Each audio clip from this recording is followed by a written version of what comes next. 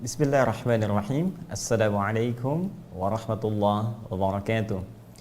Alhamdulillahi rabbil alamin. Wassalatu wassalamu ala sayyidil mursalin Sayyidina Muhammadin wa ala alihi wa sahbihi wa dhurriyyatihi wa ummatihi ila yaumiddin. Wa ba'du. Faya ibadallah, usi nafsi wa iyyakum bitaqwallahi faqad fazal muttaqun fala tamutunna illa wa antum muslimun. فقال تعالى مذكرا بذلك يا أيها الذين آمنوا اتقوا الله حق تقاته ولا تموتن إلا وأنتم مسلمون. Saudara-saudariku, apa kabar? Alhamdulillah, kita diperkenankan oleh Allah Subhanahu wa taala untuk berjumpa kembali dalam tayangan live kita setiap malam Jumat untuk mengkaji turunan dari makna ayat-ayat Allah yang terhimpun dalam Al-Qur'anul Karim, dan kita juga membahas detail dari penjelasan Nabi sallallahu alaihi wasallam terkait dengan penjelasan ayat-ayat Allah Subhanahu wa taala dalam sunnahnya, dan kita beri nama Al-Quran Sunnah Solution.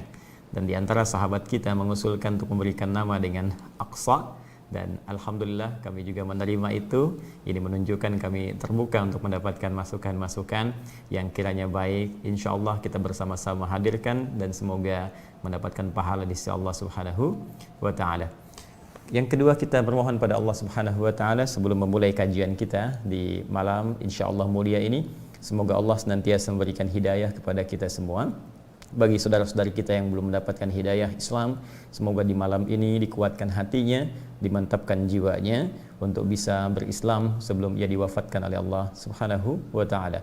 Dan semoga bagi yang telah muslim, saya, Anda, kita semua diberikan juga hidayah oleh Allah Subhanahu wa taala untuk menikmati keislamannya, baik dalam bentuk ibadah, ada hidayah seperti telah kita ulas yang Allah berikan untuk memberikan kenikmatan pada kita dalam menunaikan ibadah. Untuk itu ada orang-orang yang senang memburu ibadah sunnah, bahkan melampaui yang fardunya. Ada orang mengejar salat fardu saja, yang ini mengejar salat-salat sunnahnya. Ada orang menunggu puasa Ramadan saja, yang ini mengejar puasa-puasa sunnahnya. Bahkan dalam setiap waktu dan kesempatan dia melihat amalan apa lagi yang kira-kira Allah perintahkan melalui Rasulnya, walaupun mungkin sekedar isyaratnya sunnah, tidak dalam bentuk ibadah yang fardu saja. Pun demikian di malam Jumat ini sudah kita masuki waktu-waktu untuk menunaikan ibadah-ibadah sunnah. Mudah-mudahan kita dikuatkan oleh Allah untuk bisa mengoptimalkan ibadah di malam Jumat sampai esok hari Jumatnya. Ada memperbanyak salawat kepada Nabi SAW, membaca surat Al-Kahf, ya, kemudian juga berzikir dan meningkatkan ibadah kita kepada Allah Subhanahu wa taala secara umumnya. Semoga dengan itu kita dimuliakan oleh Allah Subhanahu wa taala. Untuk itu, sebagai upaya kita mengamalkan apa yang Allah perintahkan, Rasulullah isyaratkan, kita coba teruskan kajian kita dalam mengkaji tuntunan syariat Islam yang bersumber dari Al-Quran dan Sunnah Rasulullah Sallallahu Alaihi Wasallam. Teman-teman sekalian, di pertemuan yang lalu kita telah sampai di penghujung ayat ketiga di surah Al-Baqarah, dan kita telah jelaskan secara umum bahwa Allah Subhanahu wa taala pada ayat kedua di surah Al-Baqarah memberikan gambaran kepada kita bahwa ada sebagian dari hamba-hamba Allah yang istimewa, yang spesial, yang akan diberikan petunjuk khusus dalam setiap kehidupannya, yang dengan petunjuk itu akan mendekatkan orang-orang ini kepada kebahagiaan, akan memberikan jalan kemudahan dalam beraktivitas, akan ditolong oleh Allah Subhanahu wa taala saat mengalami kesulitan, bahkan dihadirkan rizki dari sisi yang tidak dia duga. Di samping Allah juga memberikan pengajaran kepadanya sehingga menambahkan pengetahuan bagi dirinya di luar pengetahuan-pengetahuan standar yang dimiliki manusia-manusia biasa. Itulah golongan orang-orang yang bertakwa ketika Allah sebutkan di penghujung ayat kedua di surah Al-Baqarah itu, dzalikal kitabu la raiba fi, di ujungnya hudal lil muttaqin. Ada golongan orang-orang takwa yang diberikan hudan oleh Allah Subhanahu wa taala, dan telah kita bahas dengan tuntas. Hudan seperti yang tadi saya sebutkan, ya, petunjuk menuju kesuksesan, kebahagiaan, kenyamanan beraktivitas, ketentraman dalam kehidupan, dan berbagai makna lainnya. Sehingga seringkali orang takwa dalam Al-Quran diberikan sifat-sifat dan karakter oleh Allah Subhanahu wa taala dengan segala kenikmatan dan kenyamanan kehidupan dunia, bahkan sebelum menuju akhiratnya.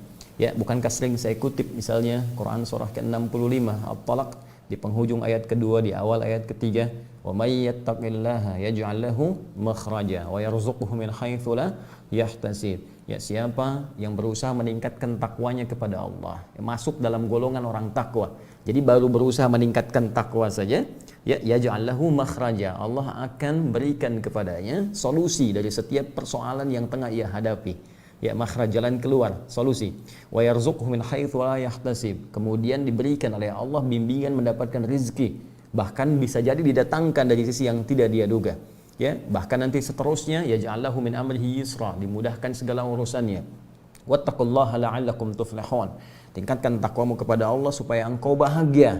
Ya, wattaqullaha wa yu'allimukumullah. Tingkatkan takwamu kepada Allah supaya Allah ajarkan, tambahkan kepadamu jenis-jenis pengetahuan di luar batas-batas yang standar tadi. Ya, itulah anugerah Allah yang diberikan pada orang-orang takwa, dan jika kita ingin mengejarnya, maka syarat pertamanya adalah kita mesti kembali kepada petunjuk Allah.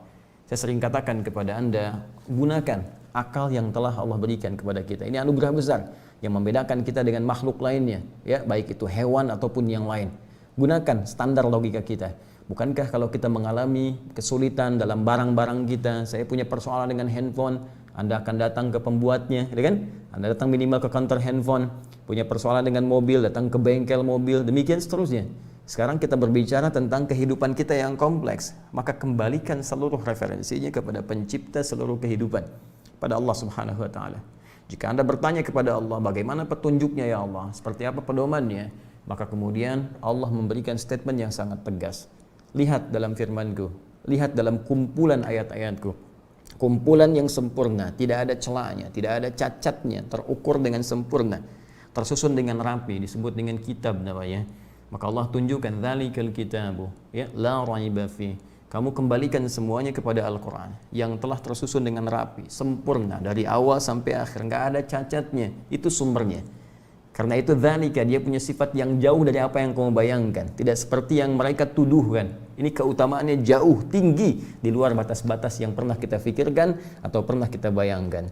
Jadi kembali kepada Al-Quran, gali isi Al-Quran, yang dengan itu segala kemuliaan yang dijanjikan, insya Allah Allah berikan percepatan bagi kita untuk meraihnya, seperti pernah Allah berikan dan buktikan, serta dibuktikan lewat sejarah pernyataan tadi, dengan mengangkat status jahiliyah orang-orang Arab pada masa lalu menjadi khairu ummah. Dirubah dari jahiliyah menjadi khairu ummah, yang kemudian ditebarkan sifat kebaikan ini di seluruh konteks kehidupan keduniaan yang kita rasakan sampai dengan saat ini.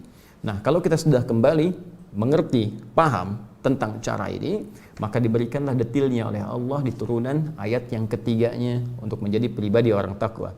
Seakan sebelum Anda bertanya, ya Allah, saya siap untuk mendengar, saya siap untuk menyimak, saya siap untuk mengamalkan. Sebelumnya mempelajari, memahami apa yang akan kau sampaikan di firman-Mu dengan keinginan terbesar saya menjadi orang takwa. Lantas bagaimana caranya? Maka Allah tunjukkan di ayat ketiganya, seperti telah tuntas kita uraikan dalam beberapa pertemuan di episode yang lalu. Ya, alladzina yu'minuna bil ghaib wa yuqimunas shalah wa mimma razaqnahum yunfiqun. Kemarin kita berhenti di sini. Maka Allah memberikan gambaran kepada kita. Fokus lagi nanti kepada apa yang telah kita tuliskan, saya rangkumkan ya dalam uraian di pertemuan-pertemuan lalu. Alladzina yu'minuna bil ghaib, untuk menjadi orang takwa, pertama kamu harus mulai dengan memantapkan amalan hati. Itulah kita bahas.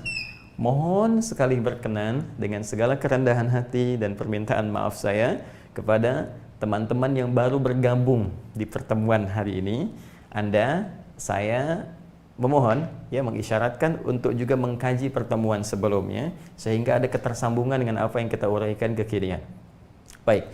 Yang pertama, maksimalkan amalan hati. Ini telah tuntas kita bahas ya. Nanti bentuknya berupa iman. Iman menjadi amalan hati, yang dengan amalan hati ini akan menjadi kunci berhasilnya seluruh amalan yang lain, serta kunci pembuka akan lahirnya ketenangan dalam kehidupan dunia dan keamanan dalam urusan akhirat. Kemudian yang kedua, dibuktikan iman ini lewat standar amalan fisik. Jadi ini yang standar, dicontohkan lewat salat. Alladzina yu'minuna bil ghaib wa yuqimunas shalah. Ini telah kita bahas juga. Ya. Untuk menjadi orang takwa, Ya, bukan sekedar beriman, tapi buktikan iman dengan menunaikan amalan fisik. Contoh, salat. Kemudian yang ketiga, upgrade juga, ya. Jangan cukupkan di amalan fisik, karena amalan fisik ini amalan standar yang semua hamba bisa mengerjakannya. Ya, untuk menunaikan salat tidak kita butuhkan harta. Sekali lagi, tidak ada orang salat bayar. Kan? Baik, semua orang bisa mengerjakannya dengan segala kemampuannya. Bahkan dengan segala keadaan fisiknya. Silakan teman-teman cek. Saya sering katakan, banyak limpahan hadis-hadis Nabi SAW yang menerangkan kemudahan isyarat salat yang disampaikan dalam Al-Quran. Orang tak bisa berdiri, dia boleh duduk, ya kan? Amalan fisik. Orang tak bisa duduk pun, saking pentingnya amalan fisik, silahkan berbaring.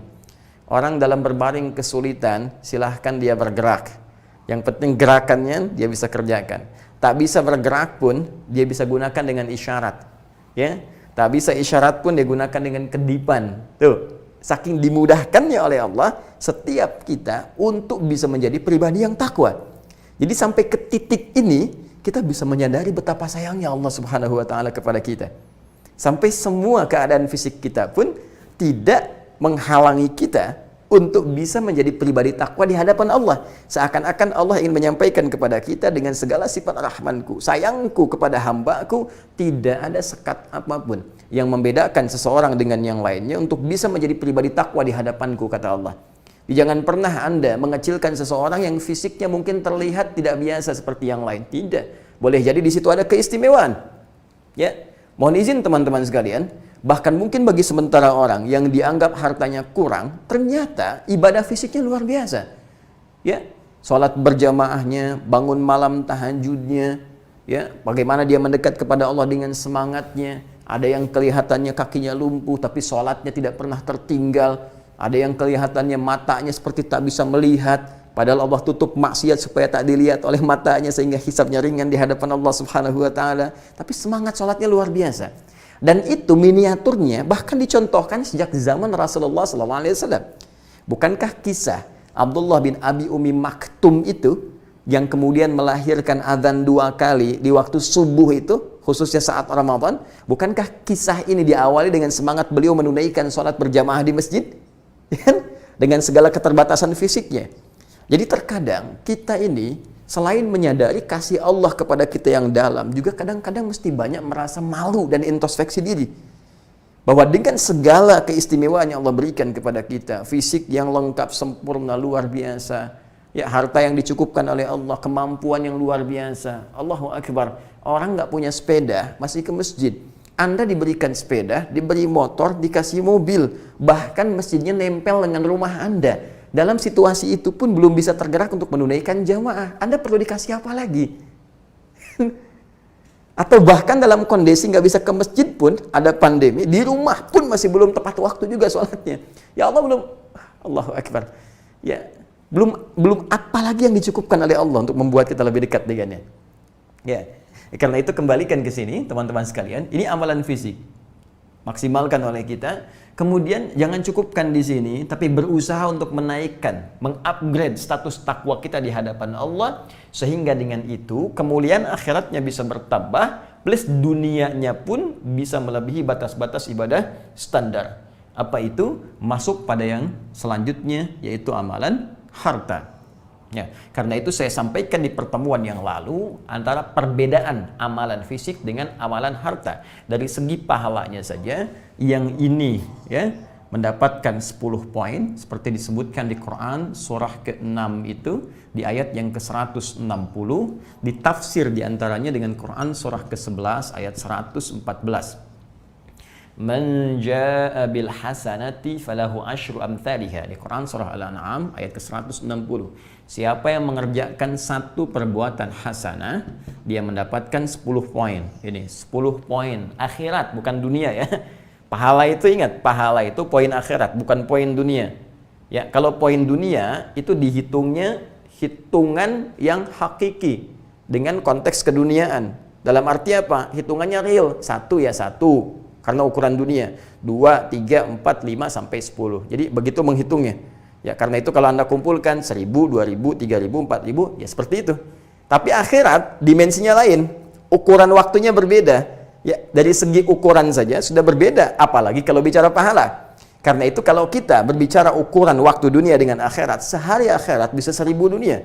Karena itu ukuran pahalanya, kata Nabi, orang yang baru datang ke masjid saja dengan niat ibadah, belum mengerjakan apapun, di hadis Muslim dapat 25. Jarak satu keduanya 500 tahun, dua ketiga 500 tahun, tiga keempat 500 tahun. Kalau kita tarik ini, ya, konteks hitungan pahala ini, misalnya rumusnya kita tarik ke dalam konteks standar pemberian pahala dengan 10 tadi, Anda tinggal kalikan saja. Ya, ini amalan fisik yang salat. Nah, salat disebut hasanah di Quran surah ke-11 ayat 114. Aqimis salata tarafay nahar wa zulafan minal lail innal hasanati yudhibnas sayyi'at. Tunaikan salat di antara kedua siang itu, zuhur sampai dengan ke asarnya, sampai dengan ujungnya ke malam, sampai dengan ke subuhnya, maghrib, isya sampai subuh. Anda kerjakan 5 waktu itu disebut hasanat, bentuknya jama'. Satu hasanah, jamaknya hasanat. Innal hasanati, sungguh semua hasanah itu. Di salat subuh hasanah, zuhur hasanah, asar hasanah, maghrib hasanah, isya hasanah. Semuanya itu yudhibnas sayyi'at, bisa menjadikan peluang bagi kita untuk mengentaskan segala keburukan-keburukan. Di antara yang bisa mengentaskan keburukan itu ya pahala. Ini jelas. Nah, sedangkan amalan harta, karena tidak semua orang bisa mengerjakannya, mesti berusaha dulu, ya, berikhtiar dulu, baru dia bisa kemudian mengerjakan amalan harta, seperti infak dan turunan-turunannya, maka pahalanya dibedakan oleh Allah Subhanahu wa Ta'ala, seperti saya jelaskan di pertemuan lalu. Bila amalan fisik 10, amalan harta bisa 700 yang standarnya. Ingat, jadi 700 itu standar, ya, standar pembelian yang diukur dengan dasar keikhlasan dalam hati kita. Ini ukuran utamanya, ini amalan hati. Ini yang mengukur semua amalan fisik, harta dan yang lainnya. Anda sholat amalan fisik tapi imannya tidak benar, kualitas hatinya buruk, keikhlasannya tidak ada, bahkan bisa disebut celaka oleh Allah. Fawailul lil musallin, celaka bagi orang-orang yang sholat, alladzina hum an salatihim sahun, yang lalai dalam sholatnya. Ya, kenapa dia lalai? Alladzina hum yura'un, yang dia itu hatinya nggak bersih. Ya, masih ada keinginan disaksikan oleh orang lain, ria. Orang sholat pengen disaksikan Allah, khabiq. Ini sholat disaksikan oleh makhluk. Keinginannya disaksikan oleh makhluk, maka muncul penyakit di hatinya, ria. Karena ada penyakit di hatinya, nih, yang tidak dibersihkan oleh imannya, nggak pernah berlatih dengan menguatkan iman, sehingga hati menjadi kotor. Keikhlasan menjadi terganggu. Karena keikhlasan menjadi terganggu, akhirnya pahala pun tidak dapat yang standar. Ini bermasalah. Jelas? Nah, karena itu kembali ke sini, ini yang standar diukur dengan keikhlasannya, itu mendapatkan 700 kali lipat. Dalilnya di Al-Quran surah kedua Al-Baqarah ayat 261. Limpahannya tanpa batas. Jadi semakin ikhlas, wallahu yudha'ifu liman yasha' wallahu wasi'un alim. Allah akan melipat gandakan tanpa batas karena Allah maha luas pemberiannya, maha luas pemberiannya, alim, maha tahu tentang kadar keikhlasan orang yang berinfak itu. Ini pun awas, masih ada standar keikhlasan. Jadi kalau Anda infak demikian banyaknya tapi ikhlasnya bermasalah, hatinya kotor, imannya tidak ditingkatkan untuk membersihkan hati, maka ini pun bisa celaka. Lebih dahsyat ya kerugiannya dibandingkan amalan fisik. Karena itu ketika disebutkan di Quran surah kedua ayat 264, wah ini kesia-siaannya sungguh luar biasa. Ya ayyuhalladzina amanu la tubtilu shadaqatikum bil manni wal adza kalladzi yunfiqu malahu ria'an nas. Ya, hai orang-orang beriman, jangan kau gugurkan. Tuh. Ada orang-orang yang ketika beramal, amalnya dianggap gugur oleh Allah. Bisa kebayang nggak? Ada orang infak 1 miliar, terus setelah itu dianggap gugur oleh Allah. Udah, nggak ada nilainya. Ya, famathalu kamathali safwanin alaihi turabun fa asabahu wabilun fatarukahu salda. La yaqdiruna 'ala syai'in mimma kasabu. Allahu akbar. Seperti orang yang numpuk-numpuk pasir yang halus di atas batu yang licin, tiba-tiba kena air bah, habis semua, nggak ada apa-apanya. Ya, makanya disebut oleh Allah seperti orang yang kerja keras, sudah menenun sesuatu dengan lelah tapi tidak dapat apapun. Jelas? Ya. Siapa mereka ini? Seperti orang yang infak karena riya. Kalladzi yunfiqu malahu ria'an nas. ya infak 1 miliar tapi pengen masuk koran disebutkan, atau pasang spanduk dari Sabang sampai Merauke. Ya, ini loh, kami nyumbang APD, kami nyumbang masker, pengen diketahui misalnya, ya pasang spanduk dari Sabang sampai Merauke, disebut pengen di media dan sebagainya, hilang. Hilang. Ya, ini niat ini tipis sekali. Ya, kalau kita ingin motivasi, ingin melaporkan pada orang dari sumbangan orang sah-sah saja, tapi menjaga niat itu penting, ya, untuk kita jadikan sebagai bekal menghadap Allah Subhanahu wa taala. Kembalikan ke sini teman-teman sekalian. Di pertemuan yang lalu kita telah tuntas membahas tentang amalan yang ketiga, amalan harta sampai ke titik pahala sebagai motivasi, ya, yang menjadikan kita semakin kuat untuk mengupgrade instrumen takwa kita sehingga naik levelnya melebihi batas-batas yang standar. Yuk teman-teman sekalian, saya ingin bandingkan ya, di zaman Nabi saja yang teknologinya tidak seperti sekarang, yang sekarang segala kemudahan aksesnya ada, peluangnya banyak, segala hal bisa menjadi peluang untuk bisa mendapatkan harta. Zaman dulu saja, ketika dimotivasi oleh Allah dengan turunnya ayat-ayat keutamaan, berinfak itu, keutamaan pahalanya, keutamaan anugerahnya, dampaknya terhadap kehidupan, keringanan dalam berbagai persoalan, itu menjadikan teman-teman di masa lalu, ya sahabat-sahabat Rasulullah SAW, bagaimana mereka termotivasi untuk bekerja yang target utamanya bukan untuk menjadikan status sosialnya menjadi terupdate dengan sebutan-sebutan yang beragam. Kaya kah, miliarder kah, ya? Apakah orang yang paling hebat kah, paling luar biasa kah, aset banyak kah, bermewah-mewahan kah? Tidak. Ya. Tujuan mereka berusaha itu sederhana, supaya infak. Bukan supaya kaya. Karena itu bagaimana Anda bisa melihat, bagaimana Anda bisa menyaksikan seorang Abdurrahman bin Auf dengan modal pakaian yang melekat pada dirinya, dengan ilmu manajemennya, berusaha mengupgrade diri sampai jadi orang paling kaya di masanya, yang kapaknya terbuat dari emas. Apakah tujuannya sekedar menjadi kaya? Tidak. Justru beliau berusaha untuk beraktivitas, dapat harta, ini capaian utamanya, supaya bisa infak. Dengan segala turunannya. Apakah zakat kah? Ataukah infak yang sunnah kah? Sedekah kah? Karena memang ingin mengejar ini motivasinya. Utsman bin Affan demikian, Umar bin Khattab demikian, Abu Bakar As-Siddiq demikian, radhiyallahu taala anhum jami'an. Sehingga ketika harta itu telah terkumpul, ringan saja ketika Nabi mengatakan, anfiqu fi sabilillah, ayo infak, semua mengeluarkan. Tuh, coba lihat, itulah dasar pekerjaan yang dilakukan dengan iman. Ini poinnya. Karena itu orang-orang yang bekerja dengan iman itu ada kemudahan yang Allah berikan jalan untuk mendapatkan hartanya. Ya, bagaimana bekerja dengan iman? Salah satunya dia niatkan harta itu yang akan dihasilkan untuk kepentingan ibadah.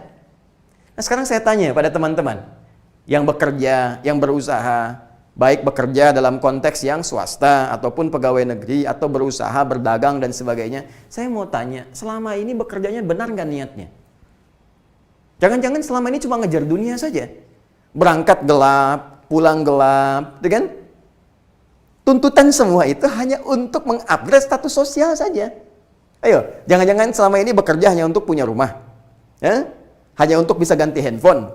Hanya untuk bisa tampil beda, punya pakaian bagus. Kalau cuma begitu, jangankan Anda yang beriman, yang belum beriman pun bisa. Lantas di mana iman Anda? Jadi iman itu ada nggak gitu? Apa yang membedakan kita yang beriman dengan yang belum beriman? Mesti beda. Orientasi orang beriman ketika bekerja untuk mendapatkan harta, orientasi terbesarnya bagaimana dia bisa beribadah kepada Allah Subhanahu wa taala dengan hartanya. Karena itu turun Quran surah kedua itu ayat 172. Quran surah kedua ayat 172. Perhatikan perbedaannya dengan Quran surah kedua ayat 168. Ini yang standar, ini untuk orang beriman, yang ayat 172. Ayat 168, paling kanan sebelah bawah. Ya ayyuhan nas, hukumnya universal untuk semua manusia. Hei semua manusia, kulu mimma fil ardi halalan thayyiba. Silakan bekerja, beraktivitas, cari makan di sebagian tempat di bumi yang bisa kamu dapati dengan cara yang legal, dapatkan yang baik-baik untuk kamu konsumsi. Itu rumus umum, universal. Jelas? Nah, kalau sudah saya sampaikan dan azan berbunyi, itu tandanya benar. Ya, oleh karena itu yang paling menarik ketika Allah Subhanahu wa taala turunkan ayat ini, hukumnya masih umum. Semua manusia boleh ikut, yang beriman, yang belum beriman. Kalau mengamalkan itu, Anda akan sehat. Kata Allah, cari harta dengan benar, jangan menipu, jangan korupsi, cari yang halal. Jelas? Dari situ hasilnya, cari yang dibutuhkan yang baik-baik. Makan yang dibutuhkan, berpakaian yang dibutuhkan. Kalau seperti itu cara hidupnya, maka beban menjadi berkurang. Tapi, lihat baik-baik. Ketika Allah menyeru pada orang beriman, kalimatnya berbeda. Dan hasilnya tak sama. Apa rahasianya? Seperti apa memahaminya? Nanti kita lanjutkan setelah kita menyimak azan. Allahu Akbar, Allahu Akbar. Kemudian tunaikan salat isya. Ba'da isya kita lanjutkan dengan rahasia dalam Al-Quran yang belum banyak terungkap. Subhanakallahumma bihamdika asyhadu an la ilaha illa anta astaghfiruka wa atubu ilaik. Assalamualaikum.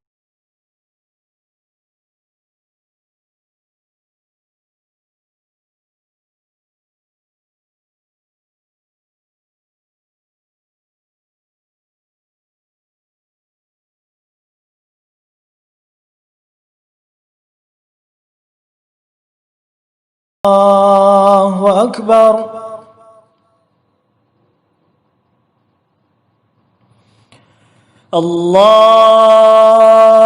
الله أكبر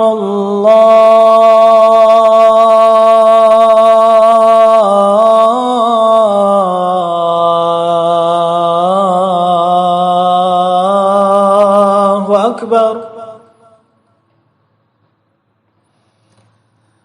أشهد أن لا إله إلا الله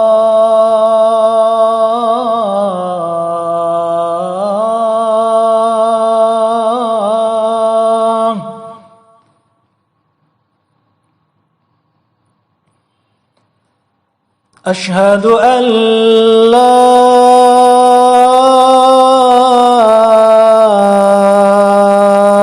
إله إلا الله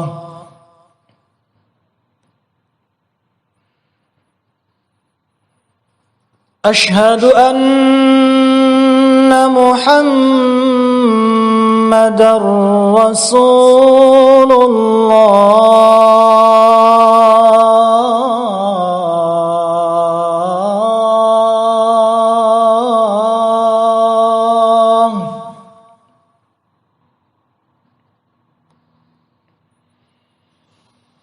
أشهد أن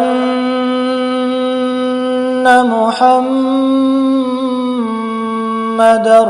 رسول الله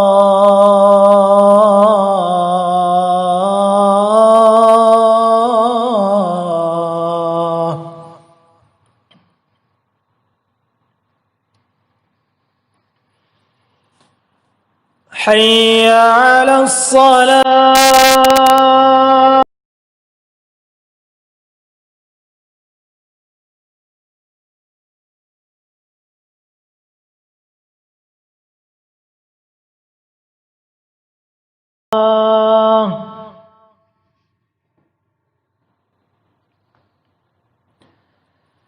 حي على الصلاة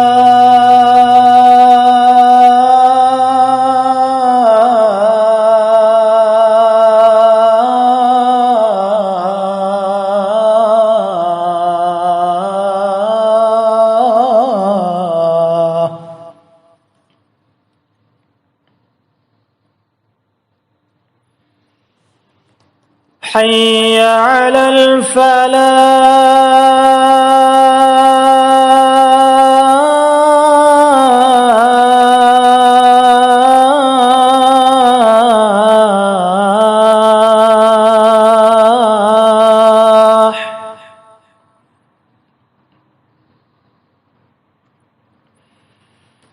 حي على الفلاح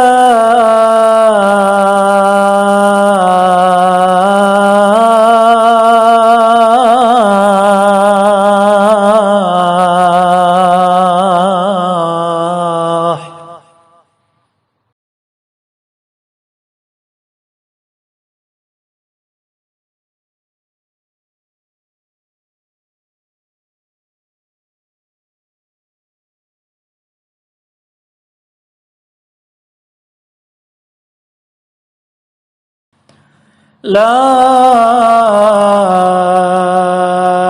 إله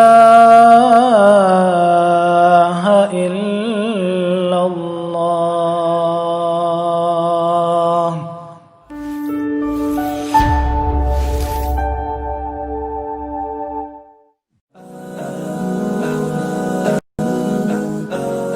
Bismillahirrahmanirrahim. Assalamualaikum warahmatullahi wabarakatuh. Alhamdulillah wassalatu wassalamu ala Rasulillah wa ala alihi wa sahbihi wa man wala wa ba'du. Saudara-saudariku, saya Adi Hidayat ingin menyapa Anda semua dan mendoakan semoga kita termasuk hamba yang dimuliakan oleh Allah Subhanahu wa taala. Untuk menjadi hamba yang mulia, tentunya kita diminta oleh Allah untuk berikhtiar. Dan di antara ikhtiar itu, di antara yang terbaik yang bisa kita lakukan adalah menjadi ahli Al-Quran. Alhamdulillah, saya telah melakukan riset untuk kemudahan menghafal Al-Quran dengan izin Allah Subhanahu wa ta'ala, yang khusus kami risetkan agar bisa digunakan oleh seluruh kalangan tanpa batas usia ataupun lainnya. Dengan rasa bahagia, kami akan coba perkenalkan Mushaf At-Taisir dengan tampilan terbaru yang memadukan semua unsur hafalan, pemahaman, termasuk penguasaan letak atau peta Al-Quran. Insyaallah, alhamdulillah telah kami desain ini 30 juz sesuai dengan masukan dari teman-teman yang menginginkan secara sempurna 30 juz kita bisa hadirkan. Telah selesai kemudian kita dapatkan ini. Lalu kami jadikan ini untuk lebih mudah dihafalkan dalam konsep setiap satu juz. Dari 30 juz mushaf yang ada, kami hadirkan setiap satu juz, dan satu juz ini kita hadirkan kembali dengan pola yang sangat santai dengan mengemas menjadi lembaran. Satu lembar ini kita bisa hadirkan dalam setiap hari kita beraktivitas. Anda tinggal hanya mengambil satu lembar, satu lembar, satu lembar setiap hari, dan dalam masa yang sangat singkat, satu yang terbatas, dengan izin Allah kita bisa mendapatkan 30 juz Al-Quran dengan cara yang sangat santai. Di sini tersedia untuk hafalan dengan terjemahan untuk menghadirkan makna umum. Kemudian jika dibalik apa yang telah dihafalkan, kita akan coba dapatkan kolom murojaah untuk memperkuat, mengulang kembali. Dan di bawahnya kami sediakan tampilan nomor-nomor untuk menghadirkan peta Al-Quran, sehingga ketika Anda bacakan, Anda mengetahui di mana letak posisinya, seperti kami tuliskan di atas, di baris keberapa ia ada di mushaf, dan di nomor mana ia ada dalam penomoran ayat. Bahkan bisa Anda hadirkan dengan suasana yang acak. Apa yang ingin saya sampaikan adalah, ini ingin sekali saya bisa berbagi dengan teman-teman sekalian, karena saya hanya mendapat tugas dari Allah Subhanahu wa ta'ala untuk berdakwah, bukan untuk berbisnis, bukan untuk berjualan. Karena itu, hasil riset yang telah kita dapatkan, ingin rasanya kami berbagi dalam konsep wakaf, dan saya mengajak Anda semua untuk terlibat dalam proyek besar ini. Mari kita hadirkan wakafnya. Saya tidak akan pernah mengambil 1 sen pun, 1 rupiah pun dari hasil ini, tapi kita akan kumpulkan untuk kita bagikan pada siapapun yang ingin menjadi ahli Al-Quran, yang dengan itu mudah-mudahan kita mendapat predikat mulia saat berpulang kepada Allah Subhanahu wa ta'ala. Jika telah cukup dana untuk mencetak dan tiba waktu untuk membagikan, maka insya Allah saya akan jelaskan kembali bagaimana cara penggunaan mushaf ini sesuai dengan apa yang diisyaratkan Al-Quran untuk memudahkan kita mendapatkan predikat sebagai ahli Quran sesuai dengan petunjuk Nabi Sallallahu Alaihi Wasallam. Adapun bagi Anda yang berminat untuk berpartisipasi menghadirkan jembatan bagi ahli Al-Quran, maka Anda bisa mengikuti dan menghadirkan partisipasi itu pada rekening atau tautan yang bisa Anda dapatkan di layar yang kami tampilkan ini. Terima kasih. Adi Hidayat. Assalamualaikum warahmatullahi wabarakatuh.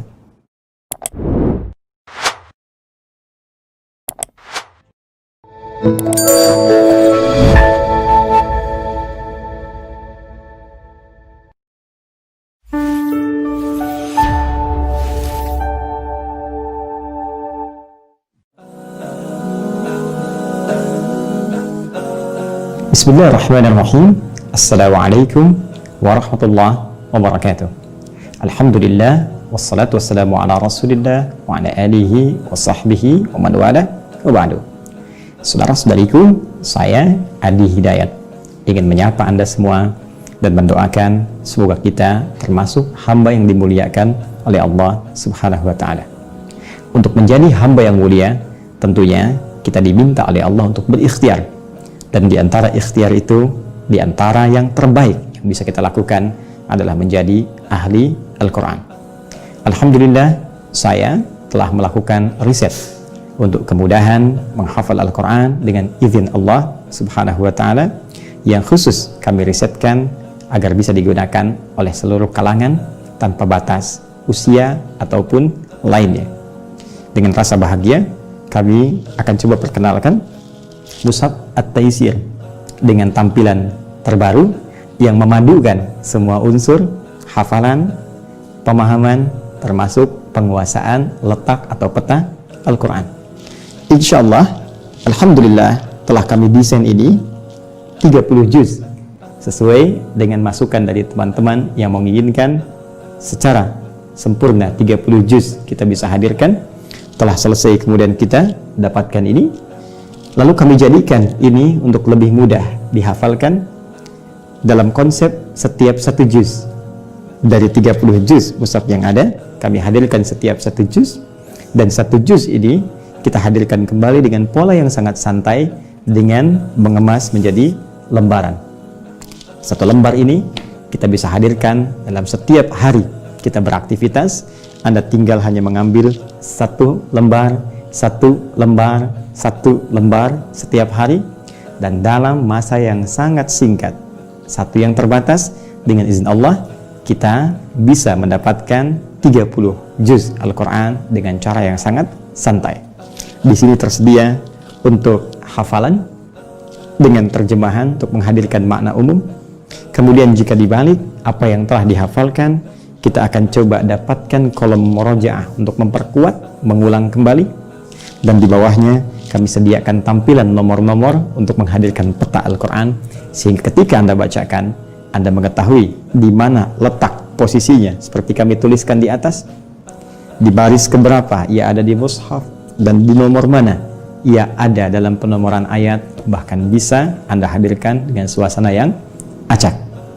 Apa yang ingin saya sampaikan adalah, ini ingin sekali saya bisa berbagi dengan teman-teman sekalian, karena saya hanya mendapat tugas dari Allah Subhanahu wa ta'ala untuk berdakwah, bukan untuk berbisnis, bukan untuk berjualan. Karena itu, hasil riset yang telah kita dapatkan, ingin rasanya kami berbagi dalam konsep wakaf, dan saya mengajak Anda semua untuk terlibat dalam proyek besar ini. Mari kita hadirkan wakafnya. Saya tidak akan pernah mengambil 1 sen pun, 1 rupiah pun dari hasil ini, tapi kita akan kumpulkan untuk kita bagikan pada siapapun yang ingin menjadi ahli Al-Quran, yang dengan itu mudah-mudahan kita mendapat predikat mulia saat berpulang kepada Allah Subhanahu wa ta'ala. Jika telah cukup dana untuk mencetak dan tiba waktu untuk membagikan, maka insya Allah saya akan jelaskan kembali bagaimana cara penggunaan mushaf ini sesuai dengan apa yang diisyaratkan Al-Quran untuk memudahkan kita mendapatkan predikat sebagai ahli Quran sesuai dengan petunjuk Nabi Sallallahu Alaihi Wasallam. Adapun bagi Anda yang berminat untuk berpartisipasi menghadirkan jembatan bagi ahli Al-Quran, maka Anda bisa mengikuti dan menghadirkan partisipasi itu pada rekening atau tautan yang bisa Anda dapatkan di layar yang kami tampilkan ini. Terima kasih. Adi Hidayat. Assalamualaikum warahmatullahi wabarakatuh.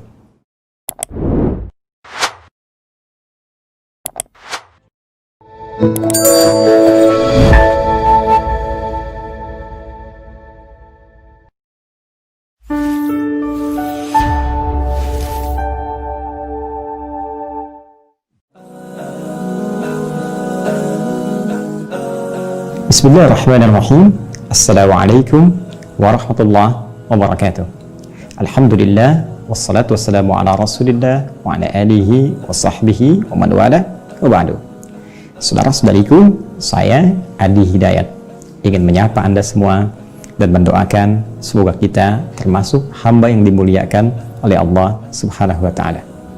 Untuk menjadi hamba yang mulia, tentunya kita diminta oleh Allah untuk berikhtiar, dan di antara ikhtiar itu, di antara yang terbaik yang bisa kita lakukan adalah menjadi ahli Al-Quran. Alhamdulillah, saya telah melakukan riset untuk kemudahan menghafal Al-Quran dengan izin Allah Subhanahu wa Ta'ala, yang khusus kami risetkan agar bisa digunakan oleh seluruh kalangan tanpa batas usia ataupun lainnya.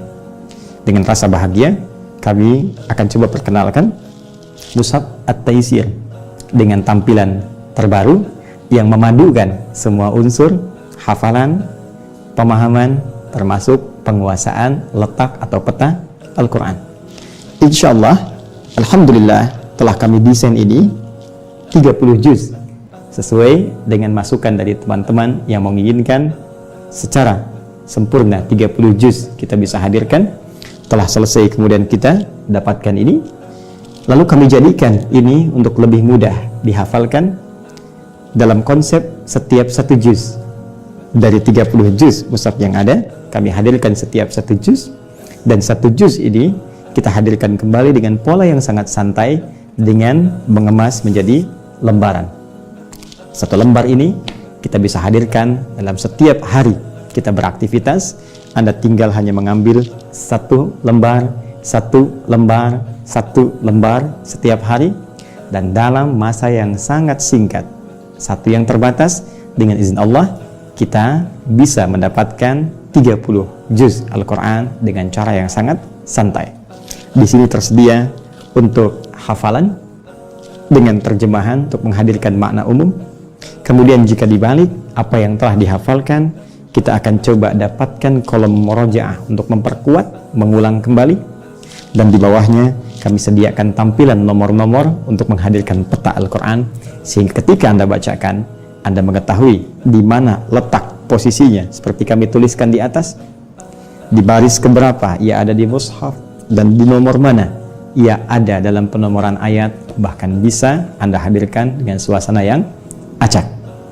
Apa yang ingin saya sampaikan adalah, ini ingin sekali saya bisa berbagi dengan teman-teman sekalian, karena saya hanya mendapat tugas dari Allah Subhanahu wa Ta'ala untuk berdakwah, bukan untuk berbisnis, bukan untuk berjualan. Karena itu, hasil riset yang telah kita dapatkan, ingin rasanya kami berbagi dalam konsep wakaf, dan saya mengajak Anda semua untuk terlibat dalam proyek besar ini. Mari kita hadirkan wakafnya. Saya tidak akan pernah mengambil 1 sen pun, 1 rupiah pun dari hasil ini, tapi kita akan kumpulkan untuk kita bagikan pada siapapun yang ingin menjadi ahli Al-Quran, yang dengan itu mudah-mudahan kita mendapat predikat mulia saat berpulang kepada Allah Subhanahu wa Ta'ala.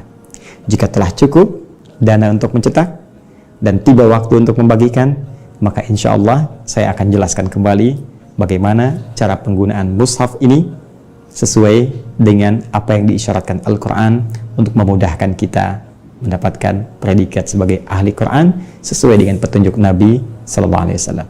Adapun bagi Anda yang berminat untuk berpartisipasi menghadirkan jembatan bagi ahli Al-Quran, maka Anda bisa mengikuti dan menghadirkan partisipasi itu pada rekening atau tautan yang bisa Anda dapatkan di layar yang kami tampilkan ini. Terima kasih. Adi Hidayat. Assalamualaikum warahmatullahi wabarakatuh.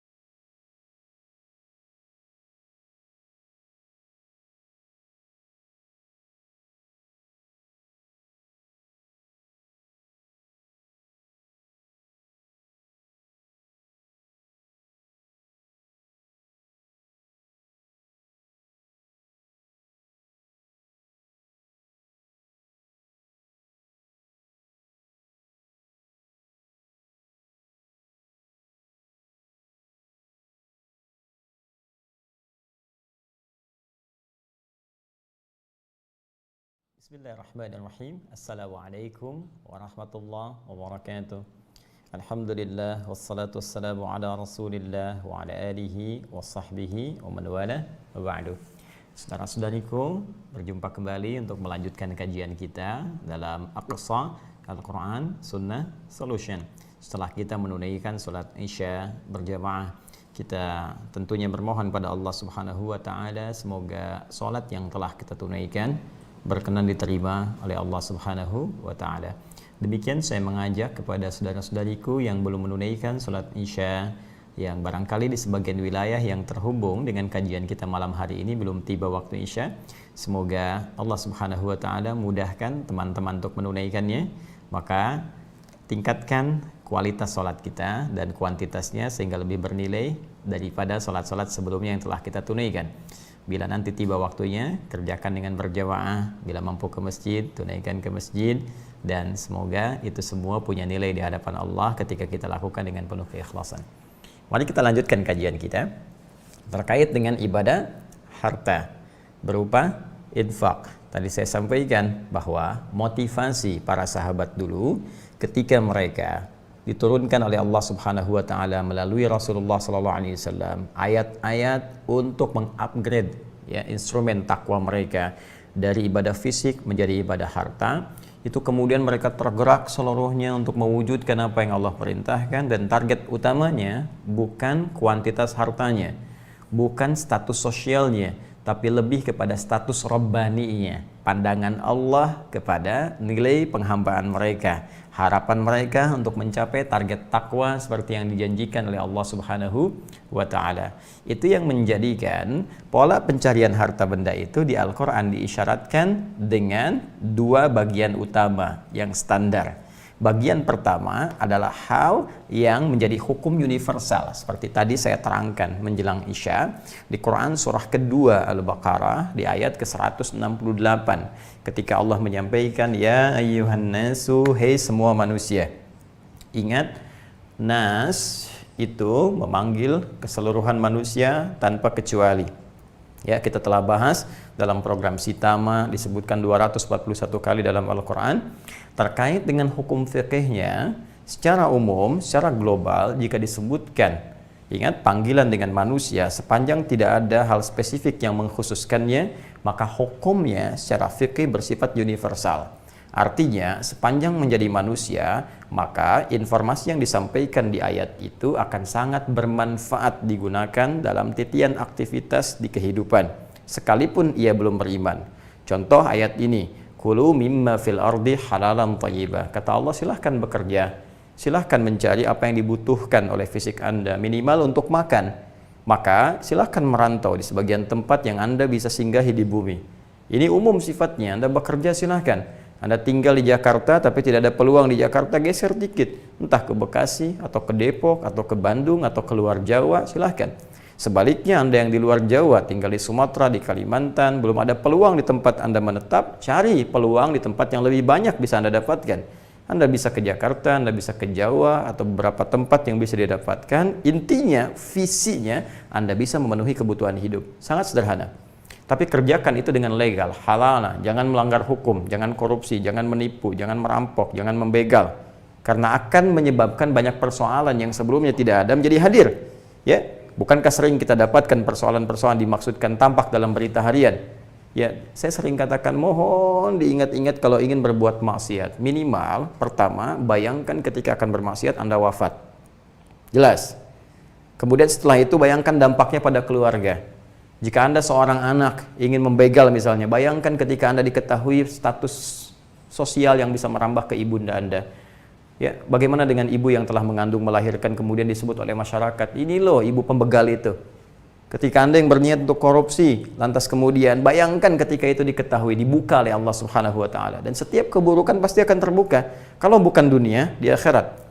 Ya, laqad ja'al haqq wa zahaqal batil, innal batila kana zahuqa. Demikian disebutkan di Quran surah ke-17 ayat 81 itu. Ya, telah tetap hukumnya kata Allah. Kebenaran itu pasti akan mengalahkan kebatilan. Karena setiap kebatilan itu akan terungkap dan akan kalah. Jadi kalau bukan di dunia, pasti ditampakkan di akhirat. Saya hanya ingin gambarkan kepada Anda, ketika Anda merasa nyaman dengan korupsi, ngambil harta orang, tiba kemudian dibuka oleh Allah, diketahui Anda, pernah nggak Anda berpikir bagaimana keadaan anak-anak Anda? Ketika di sekolahnya disebutkan, oh kamu yang bapaknya koruptor itu. Bagaimana tentang keluarga Anda, istri Anda, dan sebagainya. Karena itu bertakwalah kepada Allah Subhanahu wa Ta'ala. Kalau bukan sekarang, nanti di akhirat. Ya, apa Anda pikir Anda akan bebas begitu saja? Silakan, Anda mau jadi apapun. Pejabat, birokrat, diplomat, pengusaha, ya. Silakan, pedagang, bahkan ustadz sekalipun, silakan. Berbuat sesuka Anda. Ish ma syi'ta fa innaka mayyit. Ya, silakan. Anda berbuat sesuka Anda, tapi jangan lupa Anda itu mayyit, calon wafat, calon meninggal. Dan kita yakin ketika kita berpulang kembali kepada Allah Subhanahu wa Ta'ala, ada kehidupan lain dan pola hisab yang tidak sama dengan hukum dunia, akan berbeda. Karena itu halal, kerjakan dengan baik. Thayyibah, kalau ingin tidak ada beban, maka thayyibah, dari apa yang dihasilkan itu cari yang memenuhi kebutuhan hidup kita. Cari berkahnya, cari manfaatnya, cari yang baik-baik. Kalau memang makan itu fungsinya menghilangkan lapar, ya tidak harus semua dibeli. Yang kira-kira bisa menghilangkan lapar itu yang dikonsumsi. Asas kebutuhan, bukan sekedar keinginan. Kalau kira-kira berpakaian itu menutup aurat, maka tidak harus beli yang mewah-mewah.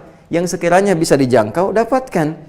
Kalau bisa ngontrak, ngapain maksain kemudian beli sesuatu yang tidak kita punya dayanya untuk membelinya? Lantas menjadi beban dalam kehidupan kita, bukan aib kok teman-teman sekalian. Ya karena itu banyak situasi timpang dalam kehidupan karena rumus ini tidak digunakan. Ini rumus universal. Tapi perhatikan ketika Allah mengkhitab, mengajak bicara, menyampaikan informasi pada orang beriman. Saat kita berkata, ya Allah saya beriman, apa bedanya dengan yang belum beriman? Kata Allah, saya bedakan. Maka turunlah Quran surah kedua ayat 172. Naik status sebelah kiri paling atas. Ya, ya ayyuhalladzina amanu. Yang tadi ya ayyuhan nas, ini amanu. Kulu min thayyibati ma razaqnakum. Perhatikan kalimatnya, indah sekali. Di sini kulu mimma fil ardi, di sini kulu min thayyibati ma razaqnakum. Lihat kalimatnya. Kami yang telah siapkan rezekinya, kata Allah. Bukan engkau yang lelah untuk mencarinya. Jadi kalau orang mencari rezeki dengan imannya, maka iman itu akan dibimbing oleh Allah untuk mudah mendekati rezeki yang telah Allah siapkan. Makanya orang beriman kalau benar cari nafkahnya itu nggak akan susah, nggak akan lelah. Ya, kenapa? Karena imannya dibimbing oleh Allah. Kalimat Qurannya ma razaqnakum. Bukankah kaitan rizqun itu terkait dengan infak? Kembali lagi ke Al-Baqarah ayat 3. Alladzina yu'minuna bil ghaib wa yuqimuna as-salata wa mimma razaqnahum yunfiqun. Di sini razaqnahum yunfiqun, di sana ma razaqnakum. Kalau kita korelasikan, makanya sahabat dulu memahaminya seperti itu. Ya, para sahabat memahaminya dengan korelasi tadi, Allah telah siapkan rezeki. Tapi apa tujuan utama rezeki ini? Untuk ibadah. Supaya bisa infak, supaya bisa zakat, supaya bisa sedekah, supaya terpenuhi kehidupan rumah tangganya dengan niat ibadah. Karena kaidah infak pun itu dibawa ke rumah tangga. Ada. Ya, Quran surah keempat ayat 34, itu kan nafkah itu singkatan dari infak. Ar-rijalu qawwamuna 'alan nisa bima faddalallahu ba'dahum 'ala ba'din wa bima anfaqu min amwalihim. Tuh. Ya, setiap para suami dilebihkan dari istrinya, diberikan kekuatan dengan sifat wibawanya dan diberikan kemampuan mencari nafkah. Nafkah tugas suami kalau diniatkan karena Allah jadi ibadah, bagian dari instrumen takwa. Jadi kalau benar-benar semua niatnya untuk ibadah, itu ada kemudahan jalannya.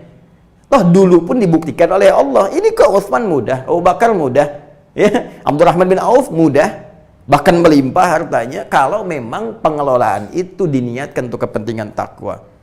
Ya, saking sayangnya Allah kepada kita, kadang-kadang karena belum sempurna ketakwaan kita, khawatir malah jadi beban dihisab di kemudian hari. Karena itu diminta dilatih dulu. Takutnya menumpuk, hisabnya malah luar biasa nanti. Ya nggak kuat kita menjalani itu semua. Karena itu penting tarbiyah itu secara bertahap. Hati perbaiki dulu, jalani dengan baik. Yang ingin saya sampaikan adalah ini penekanannya. Orang-orang yang berusaha mendekatkan dirinya kepada Allah Subhanahu wa Ta'ala dengan niat ibadah, maka langkah kemudahan akan didapatkan. Apalagi kalau takwanya, Allahu Akbar, sudah levelnya naik. Ya bukan standar orang biasa. Maka ayatnya pindah ke Quran surah ke-7 ayat 96. Walau anna ahlal qura amanu wattaqau la fatahna 'alaihim barakatin minas sama'i wal ard. Kalau satu penduduk negeri beriman dan bertakwa kepada Allah, sudah meningkat takwanya. Tuh, yang ini nas, yang ini iman, yang ini amanu wattaqau. Ini level manusia, ini orang beriman, ini sudah iman naik ke level takwa. La fatahna 'alaihim barakatin minas sama'i wal ardh. Kami buka semua pintu keberkahan di langit dan di bumi. Lebih mudah lagi. Jadi kembali kaidahnya, ketika Anda ingin berniat mengupgrade diri dari amalan fisik naik kemudian ke amalan harta, ya kan? Dengan kondisi apapun, ingat ya, jangan menghukumi diri dulu. Jangan Anda mengatakan, kayaknya nggak mungkin Ustadz, modal saya pas-pasan, sekarang kondisi pandemi, pekerjaan nggak ada. Hei teman-teman, bukankah miniatur kehidupannya sudah ditampakkan oleh Allah? Pernah tahukah Anda, ketika seorang Abdurrahman bin Auf, hartanya dirampas oleh orang-orang Quraisy, nggak ada corona, nggak ada covid, nggak ada apapun, harta dirampas semua, hijrah, cuman bawa pakaian yang melekat di badan. Ya, Anda sekarang rumah masih ada, aset masih ada, masih mengeluh di hadapan Allah. Ya, modal apa yang Allah memberikan kepada Anda? Abdurrahman bin Auf modalnya cuma dirinya sendiri, pakaian melekat di badan, hijrah 400 kilo jalan kaki dari Mekah ke Madinah, ke Yathrib waktu itu, lantas berubah jadi Al-Madinah Al-Munawwarah. Tidak ada putus asa, nggak ada gelisah, nggak ada pesimis.